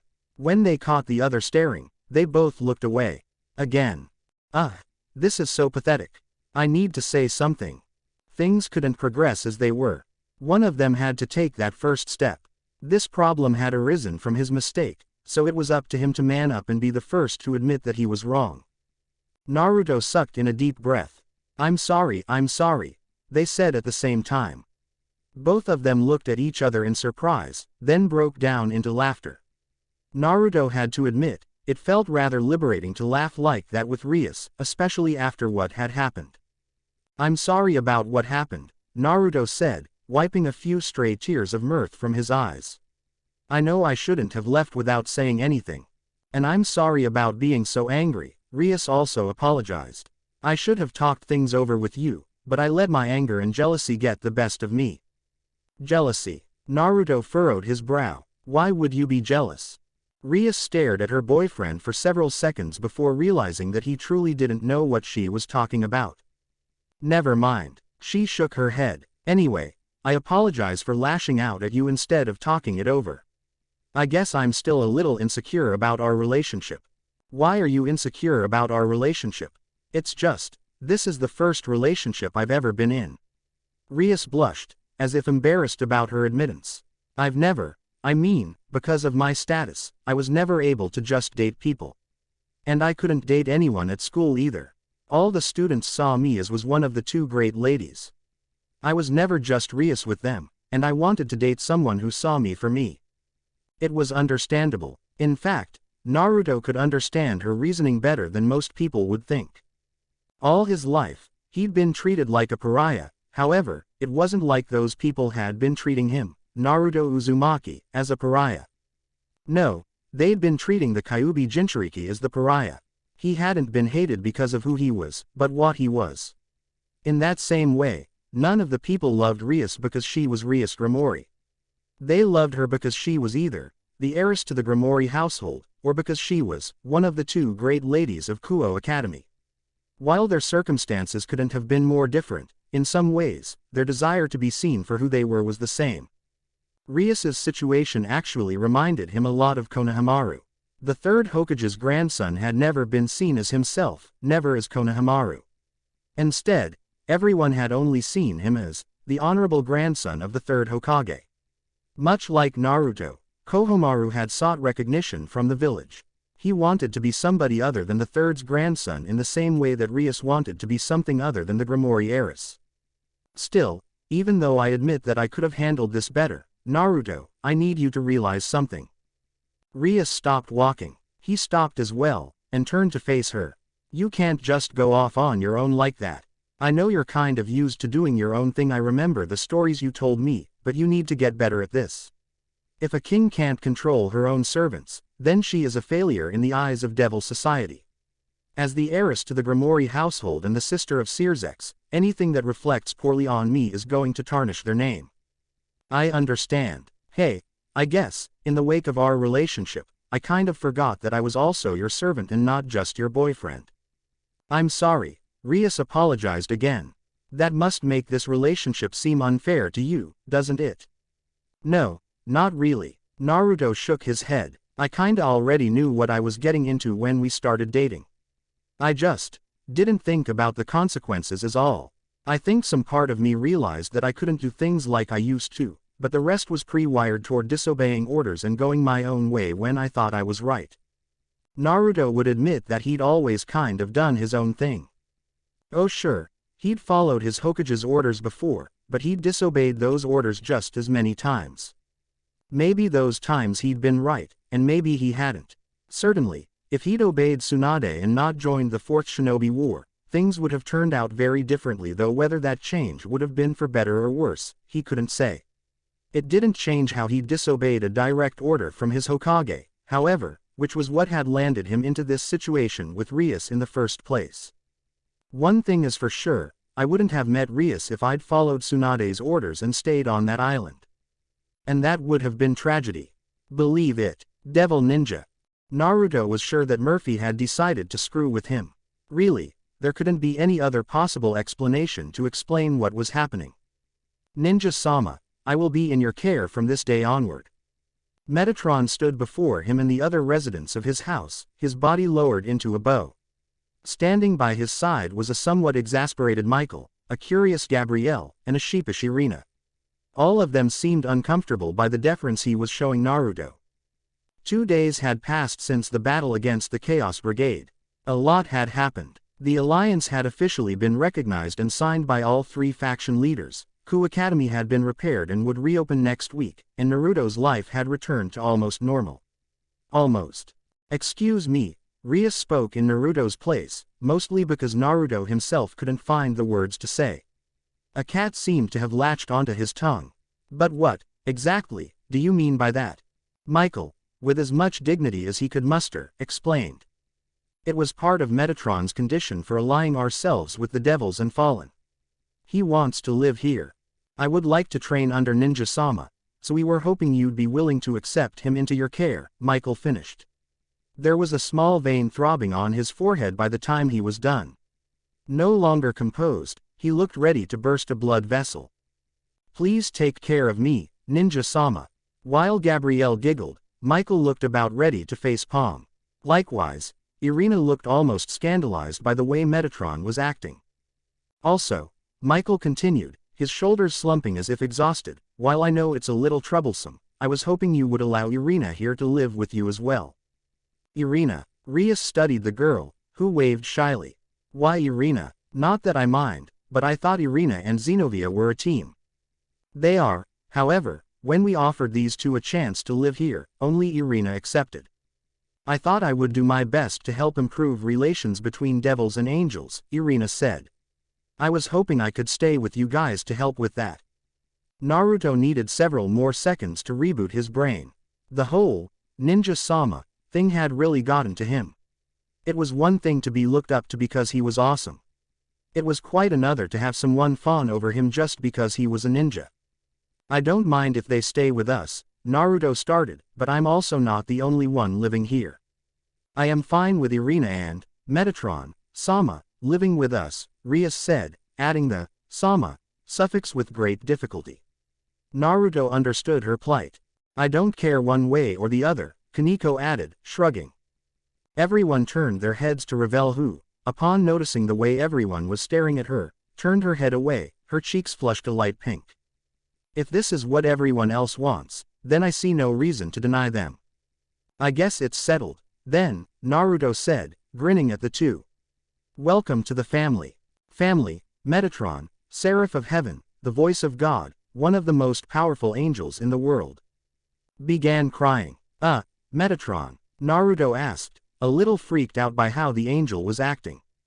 Ninja-sama has called me family, is he going to be okay? Naruto asked Michael, who merely sighed in response. He's even more of a flake than the perv, Kaneko added. Should an angel really be acting like this? Ravel asked no one in particular. Naruto wanted to ask the same question, but he supposed that, just like ninja, there were all types of angels out there, hard though that was to believe. He kind of assumed all angels would be a bunch of stiff, overly formal people wearing robes and stuff. Perhaps this would be a good lesson about never judging an angel by his robes. Well, he could worry about that later. Come on, let's get you to a room, then we can show you around the house, Naruto said, grabbing Irina's small suitcase, which likely contained her clothes and necessities. She thanked him with a smile, and the group set off. Devil Ninja. Naruto woke up that night to the warmth of his naked girlfriend snuggling into his side and a loli standing above him. After he and the others finished showing Metatron and Irina to their rooms, they'd been given a tour of the house. Irina was already familiar with the place, but it had given her a chance to catch up with the others, and Naruto finally got to actually speak with the girl for an extended period of time. Afterward, they ate a quick dinner, and then, Wait, what? Naruto blinked the sleep out of his eyes to see that, indeed, there was a loli sitting on top of him. He couldn't remember there being a loli when he went to sleep, however, which meant she must have come in some time during the night. Ophis, he murmured, rubbing one of his eyes. They're here, Ophis said simply. Naruto stared at her for several seconds, uncomprehending, before he realized who they were. Right, give me a minute to get dressed. Ophis got off the bed. Naruto stood up and put on a pair of pants. He then shook Rias awake. Naruto, Rias mumbled, cutely rubbing her eyes.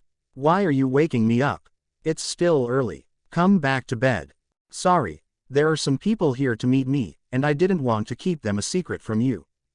Rias seemed to sense something in his tone, because she woke up seconds later, got out of bed, and threw on a nightgown that covered her all the way down to her feet. I'm ready, she said. Ophis. Naruto turned to the little dragon god. They're waiting in the living room, Ophis answered. Right. As the group walked down through a long wooden path, Rias turned to Ophis. So, you really are Ophis? I am. Why are you so short? Why are your breasts so big? HMPH, that is not much of an insult. Were we being insulted? Ophis asked in honest confusion. I didn't know. You don't talk to people that much, do you? I prefer living in solitude. Naruto shook his head as he listened to the conversation behind him. Ophis said that, but he was sure she didn't mean it. She'd probably never had people to rely on, or people to care about. He couldn't count the Chaos Brigade, since they were just using her. She needs someone to show her that there's more to life than simply living. And he would be that person. Naruto couldn't stand seeing someone who was lonely and didn't even realize it. They entered the living room to discover 5 people waiting for them. Rias glared at Baiko, who was lounging on their couch. Heya, Red. Baiko grinned as he waved at her. How ya doing? Be nice to my girlfriend, Baiko, or I'll do to you what I did to Arthur. Baiku's grin widened. What? You'll dye my hair bright pink or you'll replace all my underwear with G-strings. Both. Don't talk about me like I'm not even here. Arthur lost his composure and shouted. I take it these are the people you were talking about? Rias asked. Yep. Rias huffed at his words. She must have still been miffed by her battle with Baiko. Baiko wasn't the only person in their living room. Arthur stood near the entrance, leaning against the wall, his arms crossed and his face red. Vali sat in a chair, his expression relaxed, while Kuroka lay on the ground, her kimono parting to reveal her insatiable bust. Naruto-sama, a brightly beaming Lafay rushed up to him. Oh, Fei-chan. Naruto grinned at the girl who exuded a happy aura. How are you? I heard you and your brother got into a fight with Kiba, Irina and Zenobia. Yeah, but don't worry. We made sure no one got hurt, just like you asked. I'm glad to hear that, Naruto said. Naruto, Rias interrupted, perhaps you could explain why these people are here. Right, Naruto coughed into his hand. Vali and the others are members of the Chaos Brigade, but unlike the Devil and Hero factions, they're on Ophis's side, so they only listen to her. I asked them for a favor because I had a feeling the Chaos Brigade would try something. And that favor was attacking us? Rias asked, raising an eyebrow. Actually, it was getting everyone out of the way so I didn't have to worry about you getting injured if I had to go all out. It was also for eyes. For eyes? Rias frowned. I don't understand. Vali, Naruto called out to the young man, who raised his head and gazed at Naruto with a bored gleam. Tell me, what did you think of Eyes? Honestly, he was okay, Vali admitted. He's not as strong as you made him out to be, but he's got room to grow, I guess. If he gets stronger, he might make a good opponent. Coming from you, okay, is high praise, Naruto retorted. Anyway, I want you to keep antagonizing him. Having a strong rival will be good for the boy. Vali shrugged. Sure, sounds fun. I think I understand what's going on, Rias said finally. You're using Vali to help Eyes get stronger. More or less, Naruto said. Vali is the White Dragon Emperor, so he and Issei are natural rivals anyway. They would fight at some point no matter what. I just decided to use that position to help benefit Issei. That makes sense, though I wish you'd think these things through. At the very least, you should talk to me before doing something like this. You're right. Naruto winced. Sorry. I'll let slide, just this once. Rias winked at him. Her expression then shifted to one that was much more serious. And what about her? She asked, jerking her head at the lounging Kuroka. Why is she here? Because Kuroka's a part of Team Vali. That's not what I meant. Naruto sighed as he ran a hand through his hair. Look, Rias, I know what you're getting at, but there's much more to what happened back then than you or anyone else knows. That devil, Kuroka's master, was a horrible person, and he was going to use Kaneko for an experiment. When Kuroka realized what he planned on doing, she killed him, but was forced to flee soon after because of it. She never meant for any of the stuff that happened afterwards to happen, and she didn't know that Kaneko would almost be executed as a result. Rias closed her eyes, appearing to be in deep contemplation. When she opened them again, her eyes were sharp. Naruto knew this was no longer his girlfriend, but the heiress of the Grimoire household. Even if I believe you, it doesn't change the fact that you're a stray, Rias said to Kuroka. Her gaze was harder than diamonds. If these were normal circumstances, I would have had no choice but to slay you where you stand. You say that like you can, Nya. Kuroka smiled languidly, completely unconcerned by Rias's words. Rias huffed. Whether I can or cannot isn't the issue. Regardless, the circumstances right now are not normal, so I'll pretend I didn't see you. How kind of you, Kuroka muttered sarcastically. KKK, I sense a cat fight, Baiko chuckled. So, what are the other factions up to? Asked Naruto. The other factions are currently nursing their wounds, Fray told him. The magician faction suffered the most losses. They're going to be inactive for a while. Let's see, oh. The devil faction also lost a lot of people. Shalba was injured pretty badly, too. Last I heard he was stuck in the hospital. The hero faction isn't in terrible shape, but two of their members were seriously injured, Heracles and Siegfried. Siegfried lost an arm while Heracles is comatose. You mean we didn't kill Siegfried? Rias asked, clicking her tongue. Fray shook her head. No, Siegfried is alive, though hurt pretty bad. He had to get his arm replaced. Heracles should have died, Naruto muttered. I might not have used a full-powered Rasengan on him, but I actually did try to kill him. How did he survive? It's because of their newest invention. Pushing his glasses up his nose, Arthur stared at Naruto with some disdain as he spoke. Dragon powder armor, the magician faction's most recent creation, made specifically to protect members of the Chaos Brigade from you. It was made by taking the shed skin of the evil dragons within our faction, then imbuing that skin with a fraction of Ophus's power. I guess that explains why my Rasengan didn't hurt anyone as badly as it should have, Naruto hummed. Do you know what they plan on doing next? Fray shook her head. We're not exactly well liked by the other factions. I think it's because we don't believe in their goals. Naruto nodded. Team Vali was a group who played to the beat of their own drum. They didn't believe in the Satan faction's goals. They would never follow the hero faction and their misguided hatred of devils. Likewise, none of them fit in with the magician faction, not even Fray, their resident mage. In all regards, they were more like a freelance mercenary unit than a true part of the Chaos Brigade. Well, I suppose we'll just have to wait and see what they plan on doing next. Thanks for coming to let me know what happened, Naruto said. Of course. Fray looked at him fervently, her eyes glistening like two stars. We're always willing to help a friend. Speak for yourself, Vali said, standing up. I just want to make sure the Securite can give me a good fight when the time comes. KKK, and I just want to have fun. I'm doing this for Sharon. TCH, I'm being forced to do this. As the others stated their own reasons for helping, Fray puffed out her cheeks like an indignant squirrel. You guys are mean. If you say so, Vali said, stretching his arms. Now let's get out of here before anyone notices our presence. While I don't mind a good fight, I'd rather pick and choose my battles. Saying their goodbyes, Team Vali left through a portal that Arthur opened, disappearing as if they'd never been there in the first place. Naruto and Rias went back to their bedroom after that, and Ophis disappeared, saying something about trying out her new look, whatever that meant.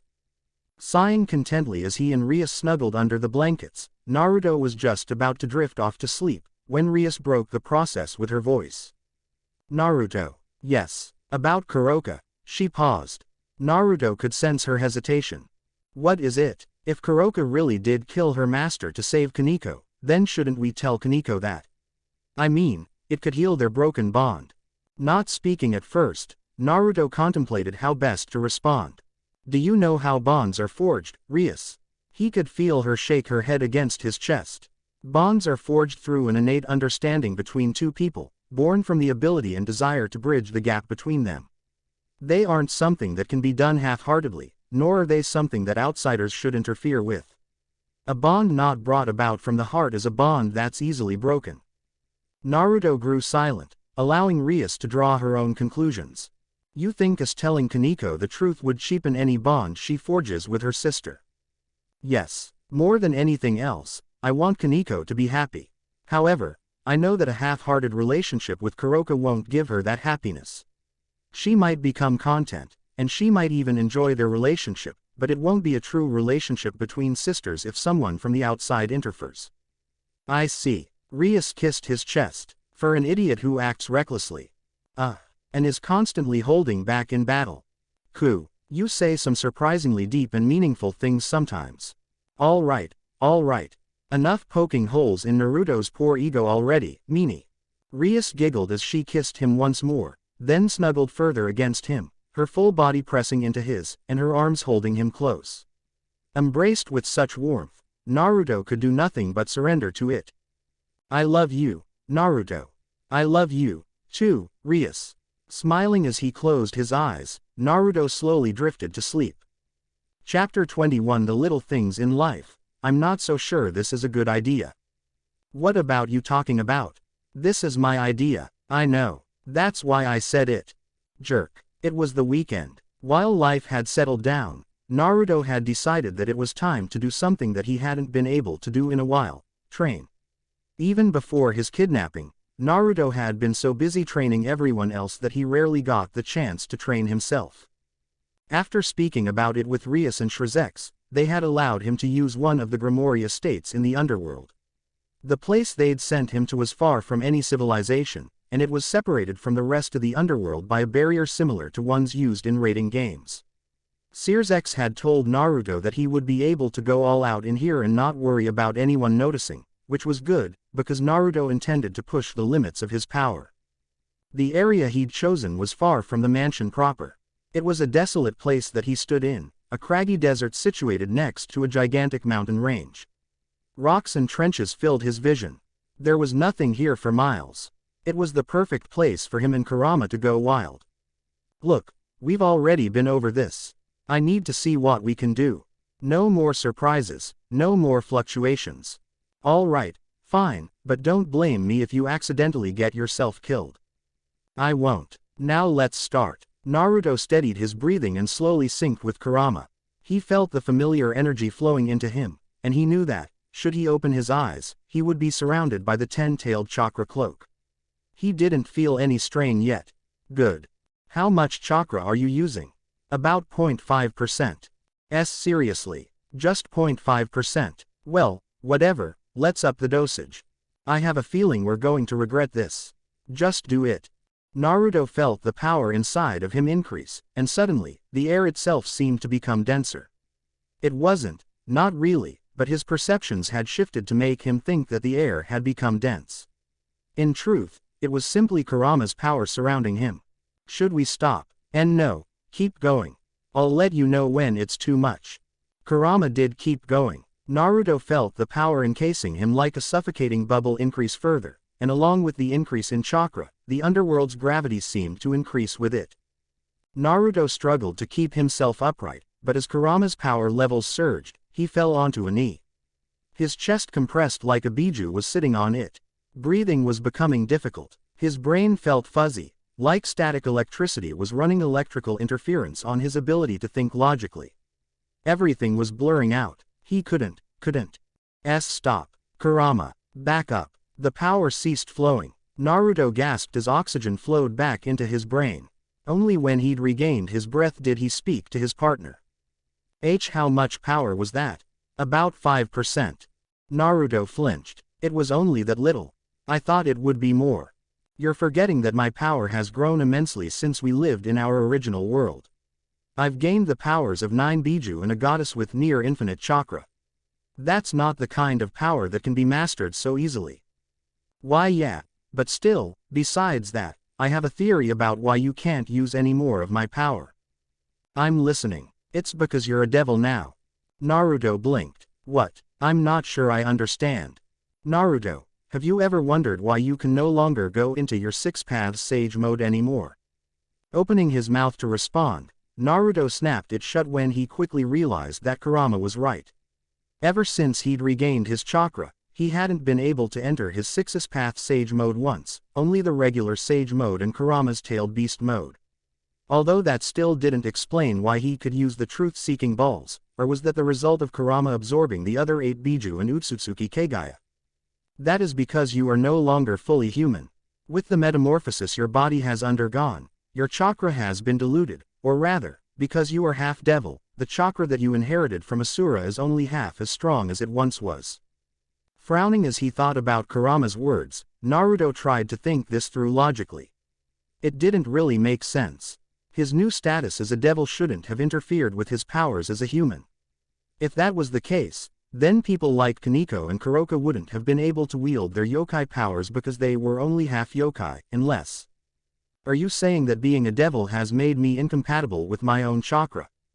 Not necessarily. I'm merely saying that your chakra has been diluted. You're not as powerful as you once were. It is possible that the reason for this is because you were nearly dead upon arriving in this world. Your coils were all but destroyed, and so when you were resurrected as a devil, Asura's chakra didn't have time to replenish. Perhaps if your coils had been healed, this wouldn't have happened, or perhaps becoming a devil has simply weakened your human powers. There's no way for us to know for sure. Either way, it only feels like half your chakra is even with you. Naruto thought about Kurama's explanation. While it made sense, in a way, there were key components missing. Asura's chakra was a part of Naruto. It shouldn't have been possible for that chakra to not replenish after his coils had healed. What's more, Kurama was going off the idea that this had happened as a result of his coils being destroyed, then his body being changed into that of a devil, and Asura's chakra not being compatible with his new status, which also didn't make sense. If that was the case, then any human who had a sacred gear would have lost that sacred gear upon being resurrected as a devil. I know what you're thinking, Naruto, but I believe the sacred gears staying with humans after they're resurrected as the result of God's death. Your problem is another matter entirely. I suppose, Naruto sighed. Thinking about this wasn't getting him anywhere. Instead of thinking about how he, for whatever reason, didn't have his original power, he should have been thinking about how to regain it. Unfortunately, Naruto couldn't even begin to figure out what it would take to regain his lost power. If Kurama was correct, then his problem was that he'd become a devil. If that truly was the case, then nothing he did would change that, unless he somehow managed to become human again. As these thoughts ran through his head, Naruto finally realized something. He was lying in a crater. A really big crater. A really big crater. Kurama, yes. Wasn't there supposed to be a mountain range nearby? Yes, I thought so. The mountain range is gone. There was a moment of silence as the two friends thought about the implications of that. Well, shit, I couldn't have put it better myself.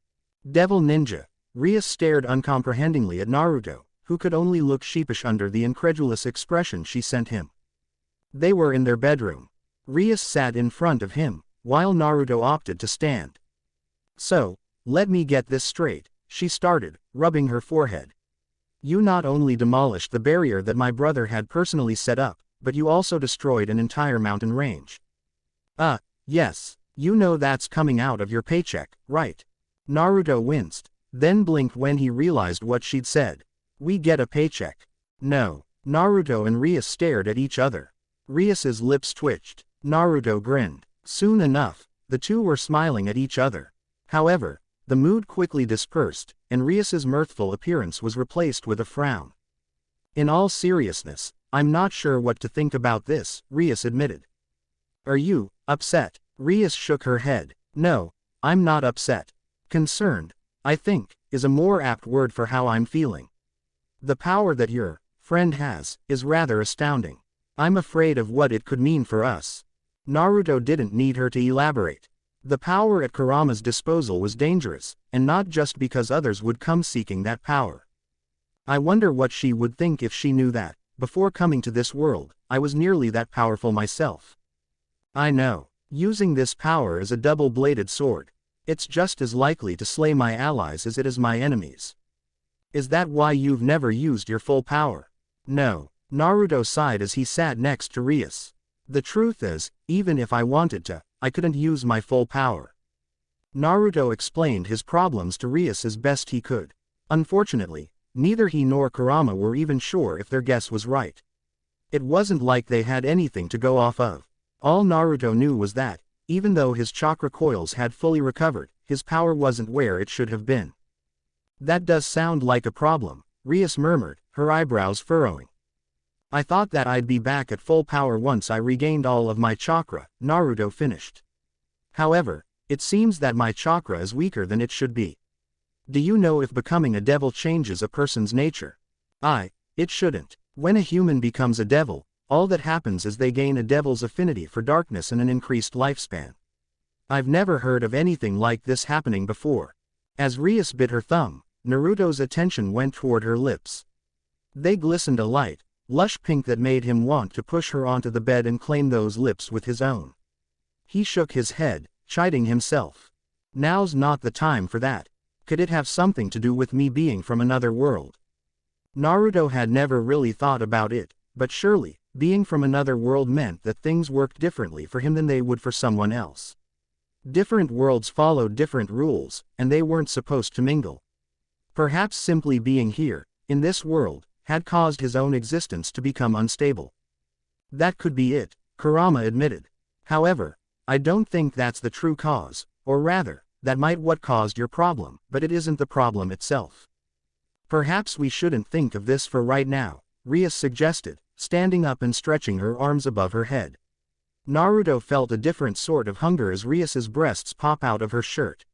She wasn't wearing a bra. We don't really have any information to go on, so all we can do right now is speculate. I'll have my brother introduce you to Ajuka Beelzebub sometime. He was the creator of the evil peace system, so he might be able to help. Right, Rias frowned. Are you paying attention?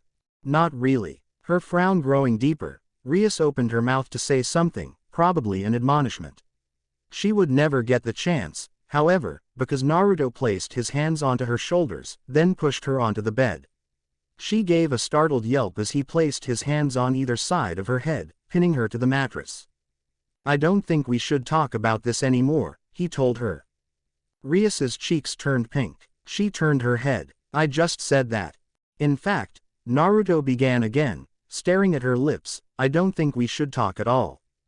Looking back at him, Rias suddenly gave him a shy yet coy smile.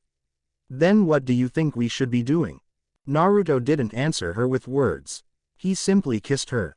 Devil Ninja. The days passed by simply. Naruto spent much of his time training, hanging out with his friends, or spending time with Rias. His training wasn't going too well, unfortunately. He seemed to have hit a stump, a roadblock in his path. While he polished all of the skills currently in his arsenal, some of his old attacks were simply out of his reach. There appeared to be something wrong with his chakra. It wasn't unstable, but the more he exercised his control, the more he noticed it.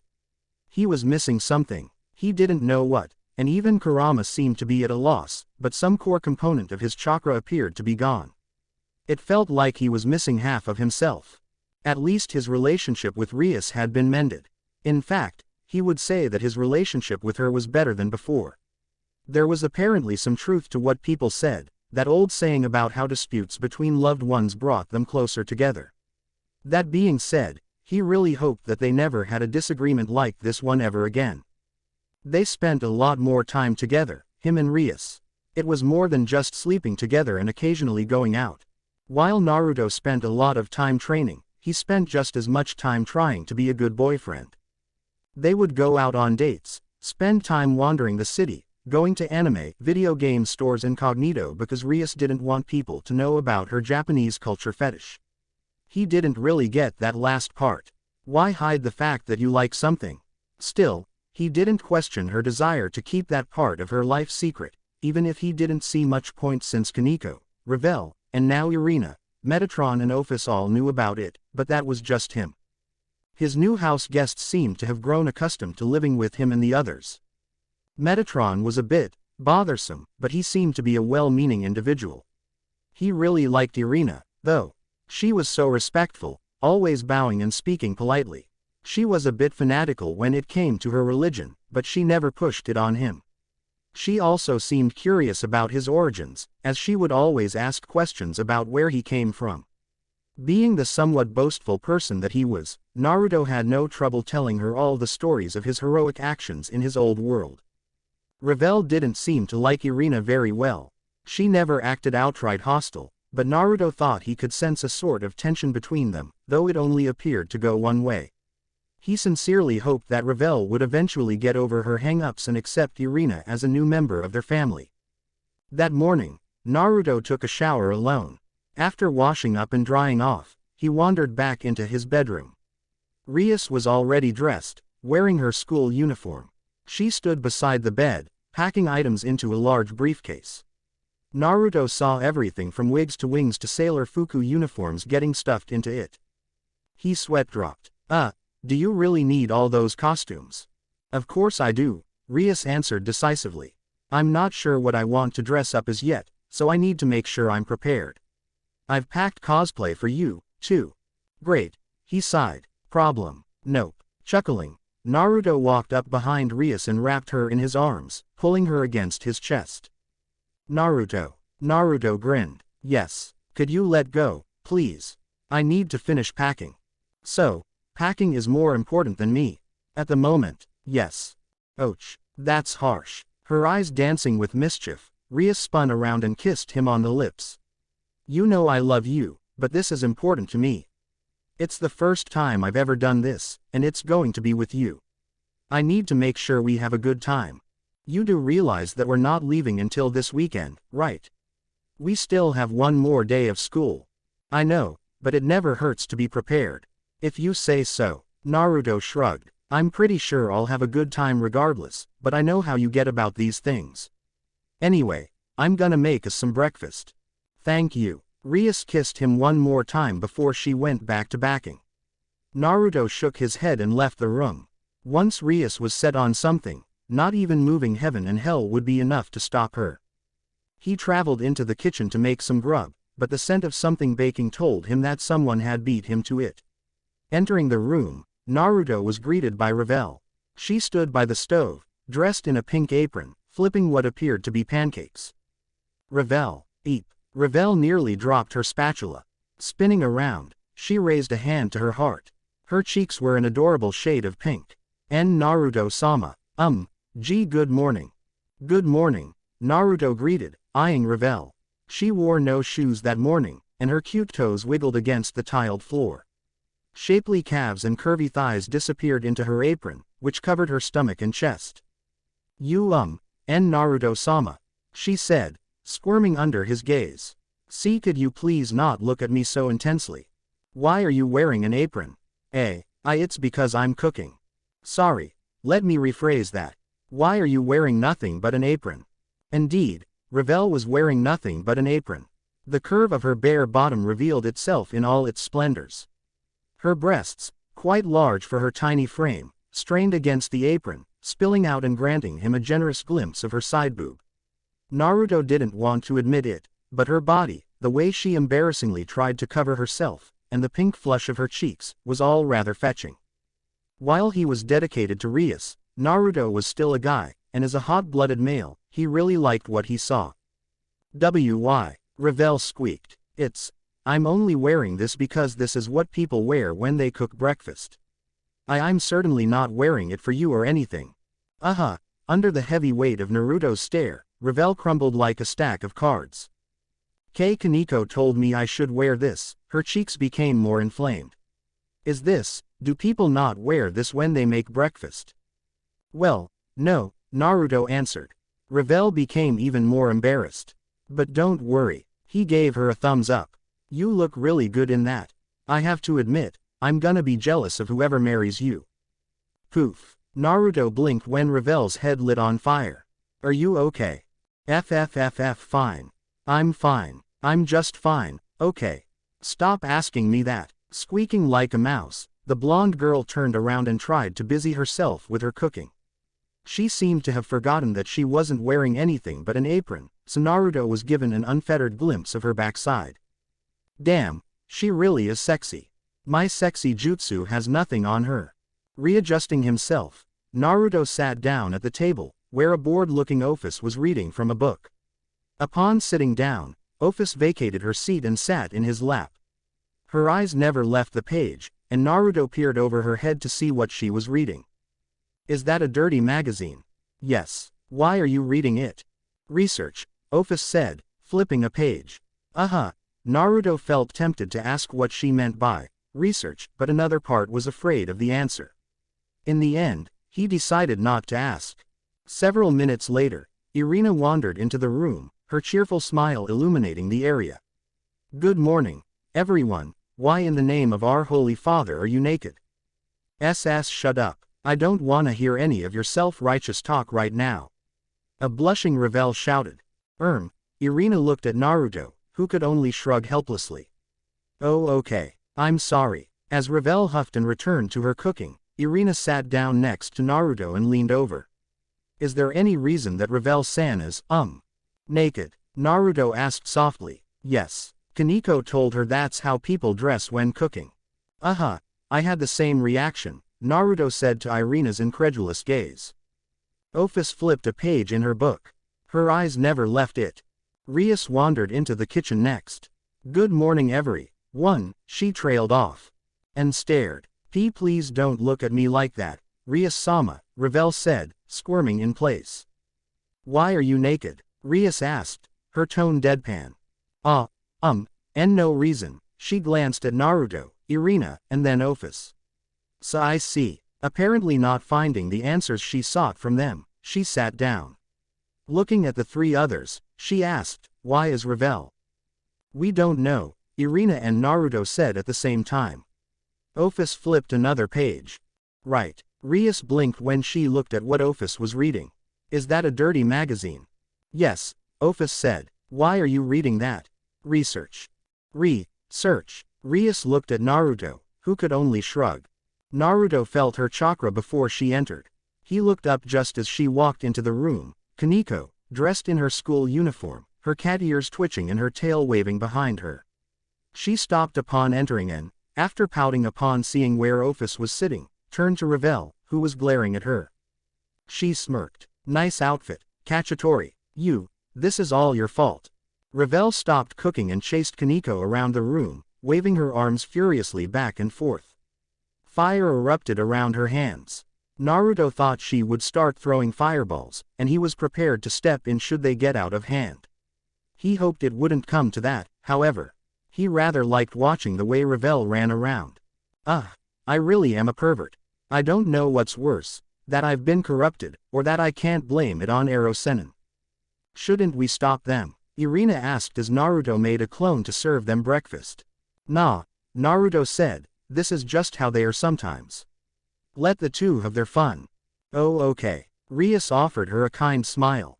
I know it may seem weird, but this is actually how they work. They're both really good friends. Crash. You stupid cat. Bang. Stop running and let me murder you. Boom. I'm going to kill you. Well, Rias amended, sometimes, they're really good friends. Alright, Irina muttered, eyeing the pair warily. It was at this time that Metatron walked in. No longer wearing his armor, he wore a sharp business suit, and a headband with a blank metal plate on it, which served to keep his long hair out of his face. Naruto sighed. An angel with a ninja obsession. I really don't know what to think about that. Good morning, Ninja-sama. My hair is on fire. Everyone watched in mute silence as Metatron, His hair now lit ablaze like a raging bonfire, ran around the room, adding to the chaos. Meanwhile, Ravel had resorted to tossing fireballs at Kaneko, though none of them seemed to hit. So, Naruto smiled as his clone set down the tray of pancakes. Who wants breakfast? Devil Ninja, I can't believe you. Ravel scowled furiously at Kaneko. They were walking to school. Ahead of them, Naruto, Rias and Irina chatted. It sounded like Rias was talking to Irina, asking the girl how she was settling in. Metatron had left earlier, stating something about how it's always proper to arrive early. I can't believe you did this to me. Do you know how embarrassing that was? Ravel held a hand to her face and bemoaned her fate. And now Naruto-sama and Rias-sama have seen me in such an unseemly manner. I'm sure they hate me now. That morning she had wanted to impress Naruto with some more of her cooking. And not that she actually liked him or anything. Well, no, that wasn't true. She did like him, but it was only because she respected and admired his determination. She also enjoyed it when he complimented her. However, because of Kaneko's suggestion, she'd not been able to receive her due praise, and instead she'd embarrassed herself in front of the two people she admired most. Neither Naruto or Rias would hate you over something like this, Kaneko reassured her. You be quiet, Ravel spat. It's your fault I'm in this situation. That is true, and I do feel bad for you, Kaneko confessed. That's why I'm going to help you. Really? Ravel eyed her frenemy with suspicion. She'd already been fooled once. She wouldn't be tricked like that again. Kaneko, her expression serious, nodded. Yes. How? By giving you these. Kaneko handed something to Ravel. 2 small slips of paper, which she realized were actually tickets. 2 free passes for 3 hours of karaoke at Tomomo's karaoke bar. Ravel looked at Kaneko. What are these? Just what they look like, Kaneko said. I was originally going to ask Naruto if he wanted to sing karaoke with me this weekend, but I'm giving them to you instead. You're giving these to me? Yes. But don't you want to spend time with Naruto? Ravel was shocked. She knew that Kaneko loved Naruto. The girl spent all her waking time with him whenever he wasn't with Rias. Ravel would often catch them taking cat naps together, meditating under the waterfall in the second garden near the back, or sparring in the underground training room. For Kaneko to give up a chance to spend quality alone time with Naruto, well, it flabbergasted Ravel. I do, but I can spend time with him doing anything. Kaneko gave Ravel a knowing look. You actually need an excuse to spend time with him. Ravel didn't know whether to cry or hug Kaneko. Her heart felt fit to burst. With these tickets, she could actually spend time with Naruto-sama. And it would be just the two of them. And they would sing together, and eat together, and as the day wore on, Naruto would rest his head in her lap, and poof. Smoke burst from Ravel's ears as her mind quickly went down the gutter. Perv, Kaneko muttered. I am not, Ravel muttered weakly. Super perv. That's not true. Naruto-sama. I understand. You like him. Ravel started, only to stop when she saw the look in Kaneko's eyes. Her shoulders slumped. I like Naruto-sama. I like him, too. Then why are you giving these to me? Kaneko paused before answering. Because Naruto-sama is dating Rias, and he's serious about it. Serious enough that we'll never have a chance with him if we don't work together. Why you mean polygamy? Polygamy wasn't really an accepted practice in the underworld. On the other hand, it wasn't an unaccepted practice either. It was something of an open secret that many devils made their servants members of their harem. She knew of this one woman nicknamed the Black Widow, who had numerous male servants at her beck and call, and many male devils resurrected beautiful human females to become members of their harem. Still. But, for 2 members of a noble house to become part of a harem is. She and Rias were nobles. Both of them were members of the 72 Pillars, and with the recent decrease in the pureblood devil population, it was important for them to marry a pureblood devil. Rias was clearly not going to be doing that, which meant it was doubly important for Ravel, as a pureblood, to marry another pureblood and sire an heir. To do anything less was to bring shame upon her family. Kaneko nodded. I understand, but you need to ask yourself what's more important, your status or the person you love. Love. Ravel squeaked. Who said anything about love? I don't love Naruto-sama. Haven't we already been over this? Kaneko asked. In any case, you now have those tickets. All you need to do is find him during lunch, ask for a moment of his time, and then present him with the tickets and say you want to go out with him. Naruto likes you. He's going to say yes. Would he really say yes? Of course he would. Naruto isn't the type of person who would deny one of his precious people a chance to spend time with him. He's selfless like that. Ravel's heart wavered. Even if she had trouble saying it out loud, she did love Naruto, and she wanted him to love her back. Of course, she respected Rias too much to try and usurp the redhead's position as Naruto's foremost lover, but she still wanted him to see her, to acknowledge her, and to return her feelings. I'll do it.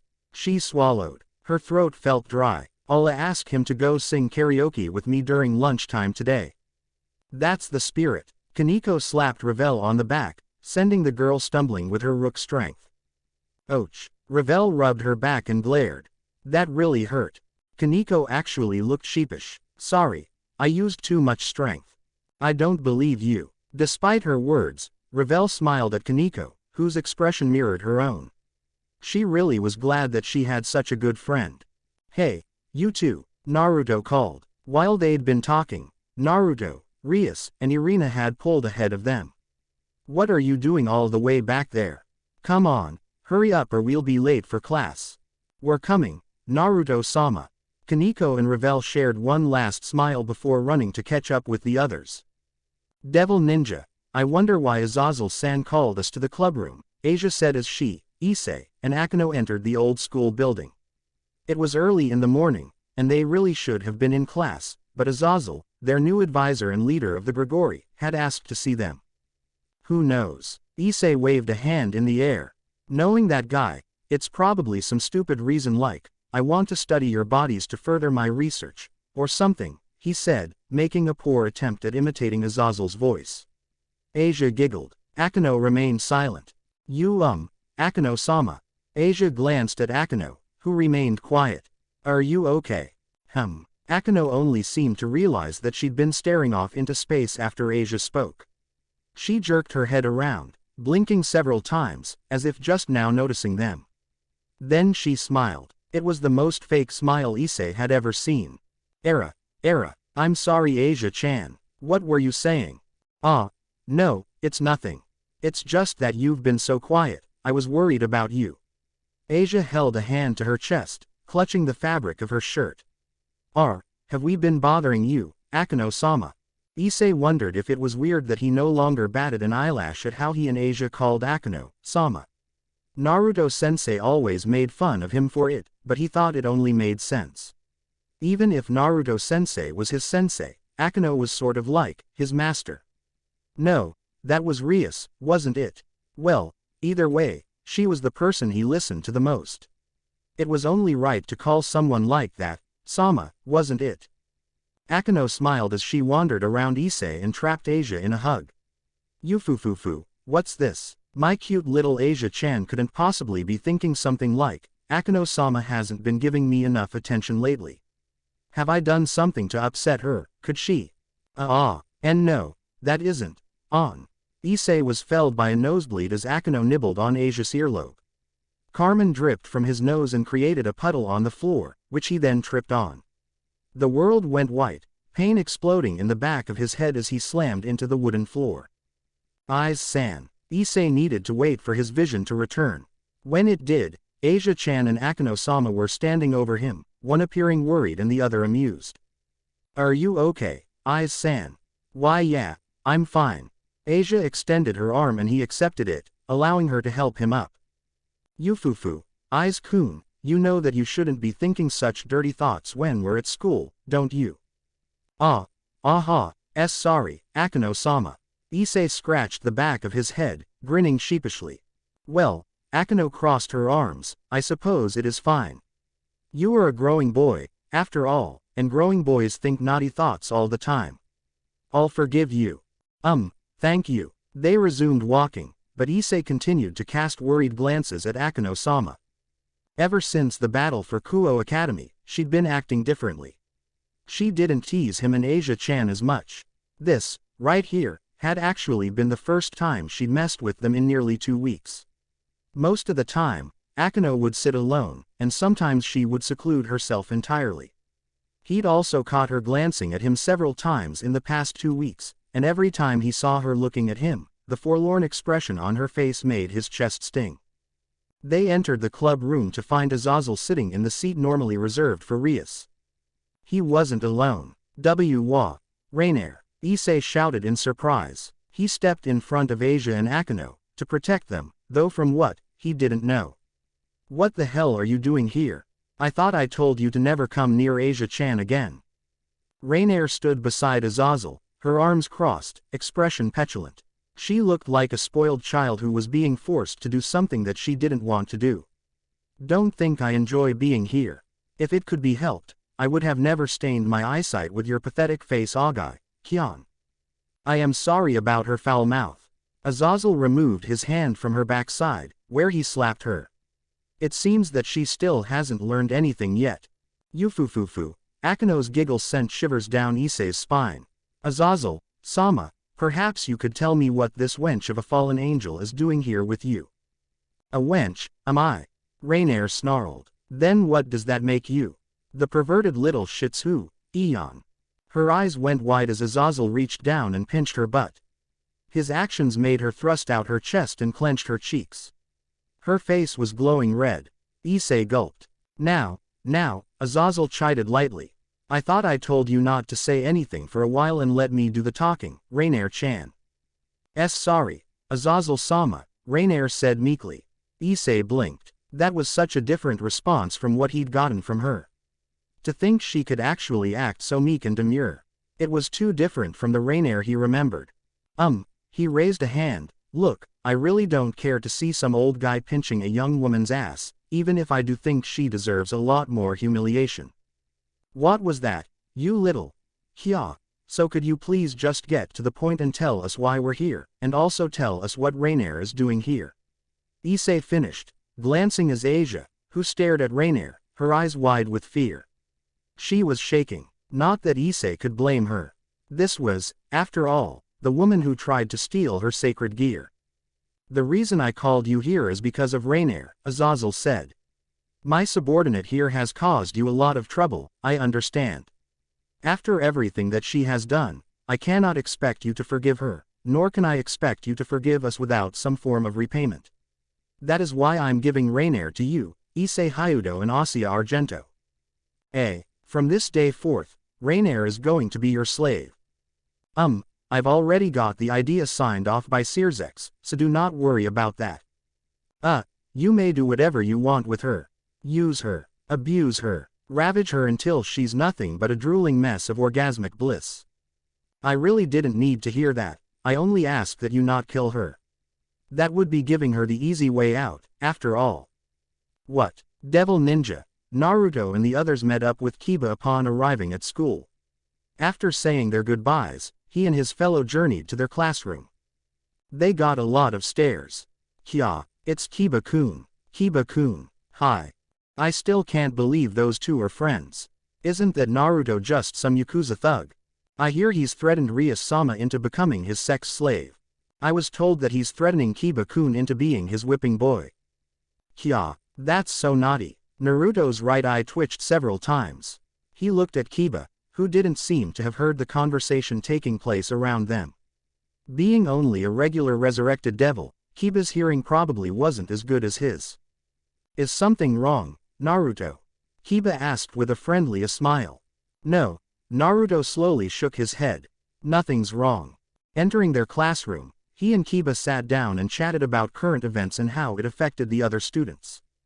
It's almost amazing how no one even knows that this school was a battleground several weeks ago, Naruto said. Well, there was some fuss about it on the news, Kiba told him. Apparently, someone got really reckless with their attacks and destroyed a good portion of a mountain. He eyed Naruto, who suddenly felt sheepish. People thought it was a terrorist bombing, but it blew over pretty quickly. I suspect Michael, Azazel, and Sirzex had all the memories and evidence of this event erased. You're pretty lucky, you know. Yeah, Naruto chuckled nervously. I suppose I am. Honestly, Kiba sighed. I still don't understand how you became so powerful. Powerful, huh? Naruto looked down at his hands. Kiba had no idea what he was talking about. This wasn't powerful. He could boast all he wanted about being powerful enough to fight on par with Ophis, but his power was gone. Key components were missing. Damn it. I thought I'd gotten over this weakness once my chakra returned. Do not despair, Naruto. You might not be as strong as you once were, but I am far more powerful than I've ever been. That really doesn't help us right now. Even if Kurama had gained the powers of a goddess and 8 other Biju, Naruto couldn't use that power because his own chakra was apparently missing something. Damn it. This whole situation was fucked up. You're getting angry. No, I'm getting frustrated. Same difference. Naruto. Huh. Naruto looked over to see Kiba staring at him. What's wrong? Are you okay? Your face was, well, forgive me for saying so, but it looked kind of scary. Did it? Naruto scratched his head and laughed.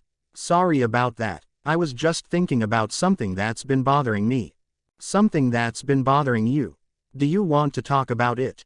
Naruto thought about taking Kiba up on his offer, but soon decided against it. No, thank you, but I don't think this is a problem that can be solved by anyone but me.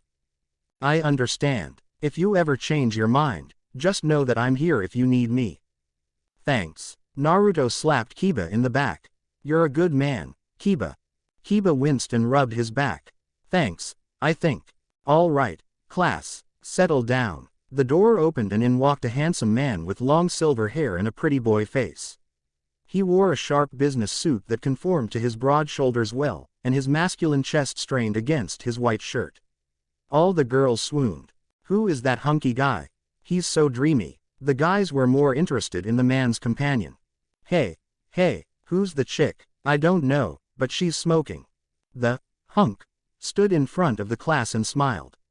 Naruto could have sworn he saw sparkles around the guy.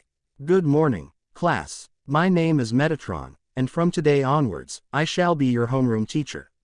I hope we all get along. Naruto had known that Metatron was going to be his teacher. It was something that had been decided upon by the 3 factions alliance. To promote friendship and understanding, several members from the Devil, Angel, and Fallen Angel factions were being sent to Ku Academy as either teachers like Metatron or students like Irina.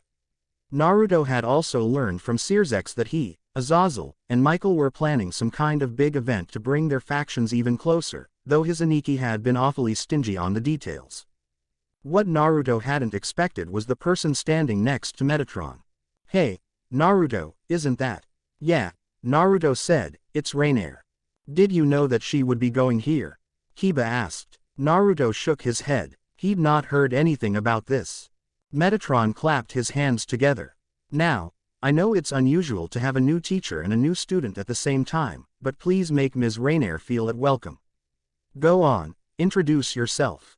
TCH. Clicking her tongue, Rainaire stepped forward and gave them an ugly expression, like she was staring at a bunch of insects. My name is Rainaire, and don't expect me to get along with any of you bugs. Come near me, and I'll step on you. The classroom went still as a disgusting blob of brown liquid suddenly fell on her head, drenching her. What is this? Rainaire shrieked. Mud. Nobody but Naruto noticed the puff of smoke on the ceiling. He covered his mouth with a hand, snorting with laughter. That was mean, Naruto, Kiba said, though his eyes twinkled as he spoke. Oh, relax, it's just a harmless prank. Harmless, right? Oh, dear. Metatron frowned at Rainaire. Why don't you go get cleaned up, Ms. Rainaire? The bathroom is just down the hallway and to your left. Glowering, Rainaire stomped out of the room. Metatron turned back to the class and smiled. Well, while Ms. Rainaire is getting cleaned up, why don't I take roll? Naruto sat back and closed his eyes as Metatron called off names. He was curious to see how having all 3 factions working together in this school would pan out.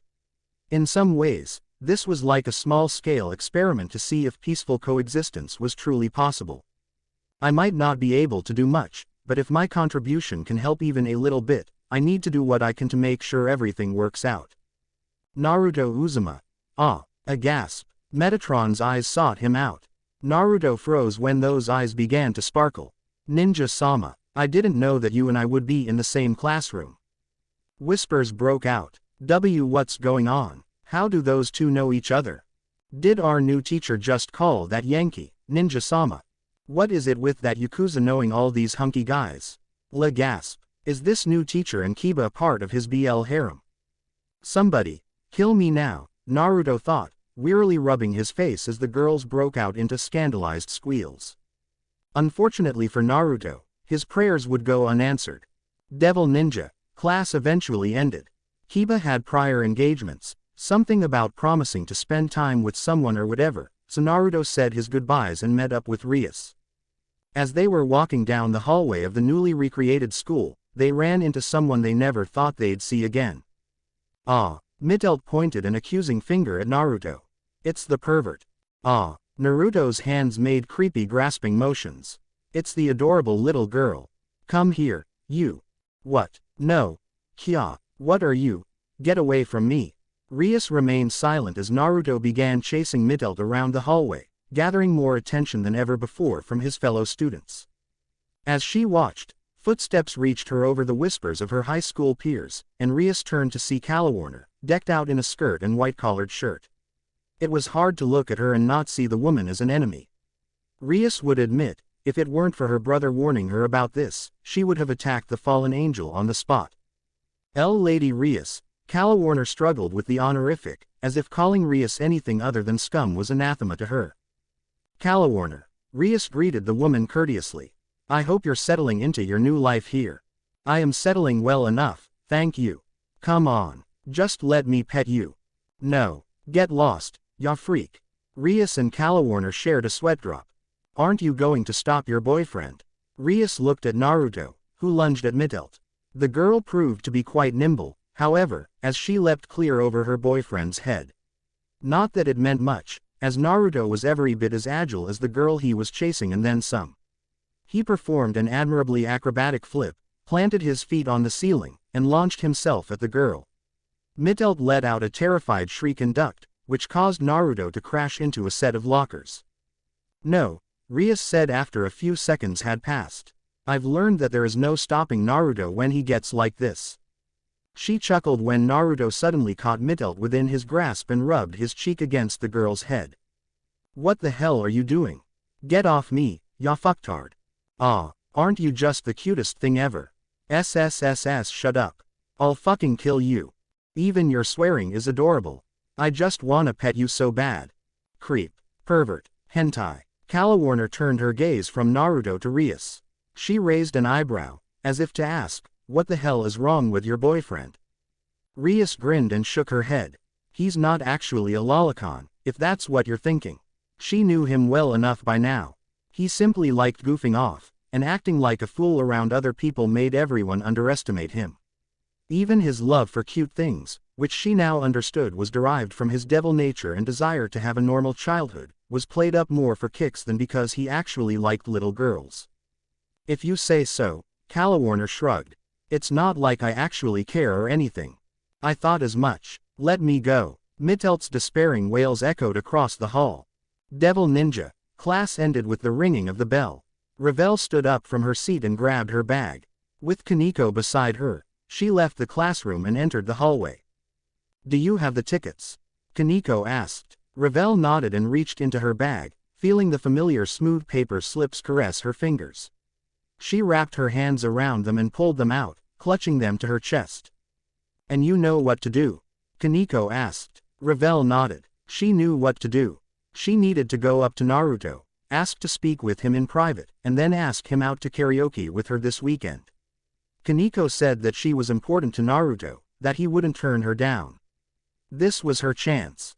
Can you do it? Kaneko asked another question. Ravel slowed her breathing. She wouldn't combust from this. She needed to be brave. I think so. Good, because he's right over there.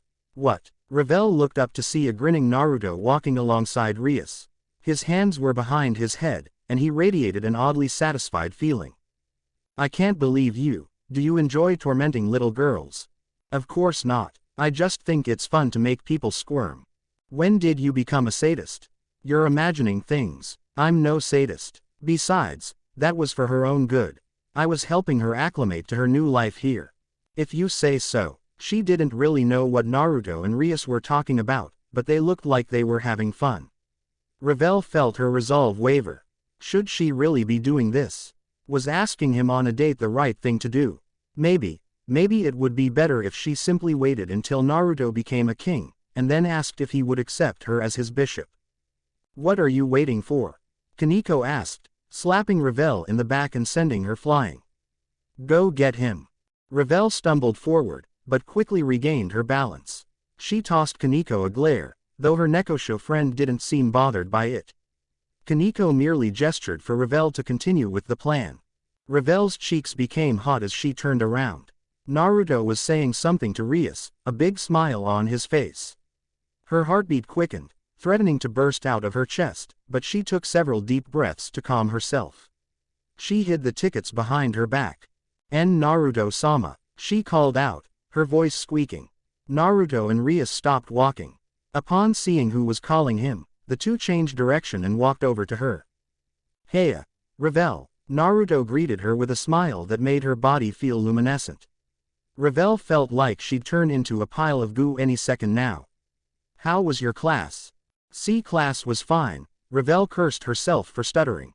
Come on. This was her chance. She couldn't afford to screw this up now. Naruto-sama, would it be okay if spoke with you, in private? Private. Naruto glanced at Rias, who nodded, then turned back to her with a sunny smile. Sure. Lead the way, Ravel. Breathing a sigh of relief, Ravel bowed to Rias and led Naruto out of the school building and over to a large tree located in the courtyard behind the school.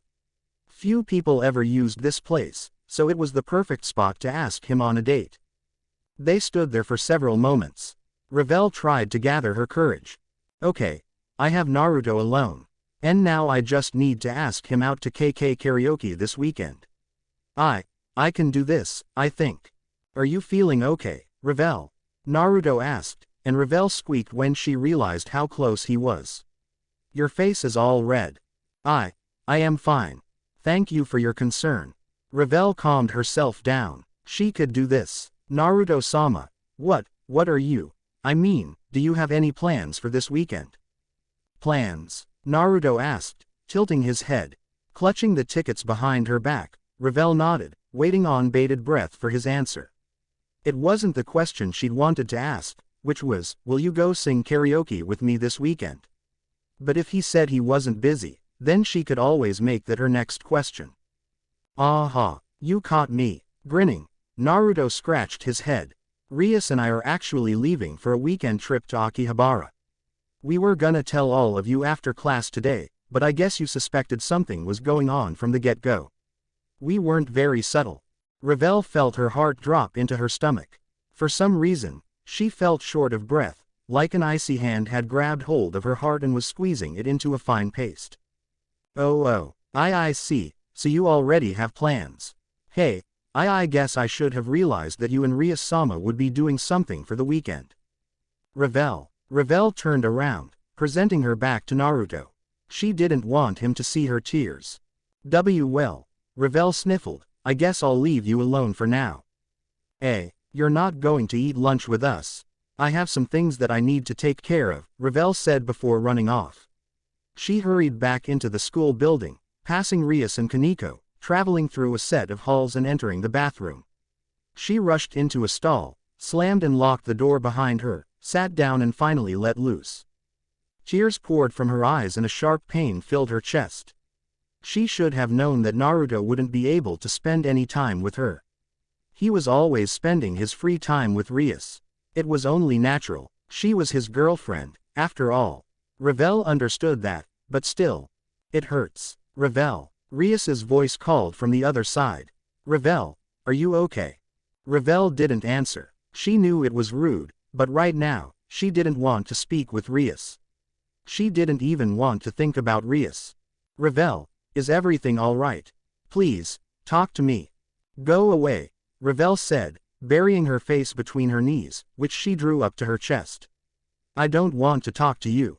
There was a moment of silence from the other side. Ravel thought she heard whispering, but she honestly wasn't paying much attention. Okay, I'll leave you alone. But you know, if you ever want to talk to me about whatever is bothering you, I'm always here to listen. Ravel felt an acute pain in her chest. She wished Rias wasn't so nice. If Rias had been mean, or even somewhat rude, then Ravel could have hated her. This feeling would have been so much easier to deal with if Ravel could hate her. The sound of receding footsteps and a door opening and closing let Ravel know that Rias had probably left. Yet even so, she refused to move from that spot, at least until the door she hid behind squealed as it was bent like a piece of paper. Eek! Ravel's eyes widened as Kaneko demolished the door and stepped inside the stall. No words were spoken. Kaneko simply stepped up to her and wrapped her up in a hug. "It's okay," Kaneko said. "There's no one here but you and me now. Don't be afraid to let go." Ravel's eyes widened as a torrent of emotions poured from her. She hugged her friend back and wept bitter tears. Thank you for watching. If you enjoyed the video, be sure to like, comment and subscribe, as well as checking out the author on fanfiction.net.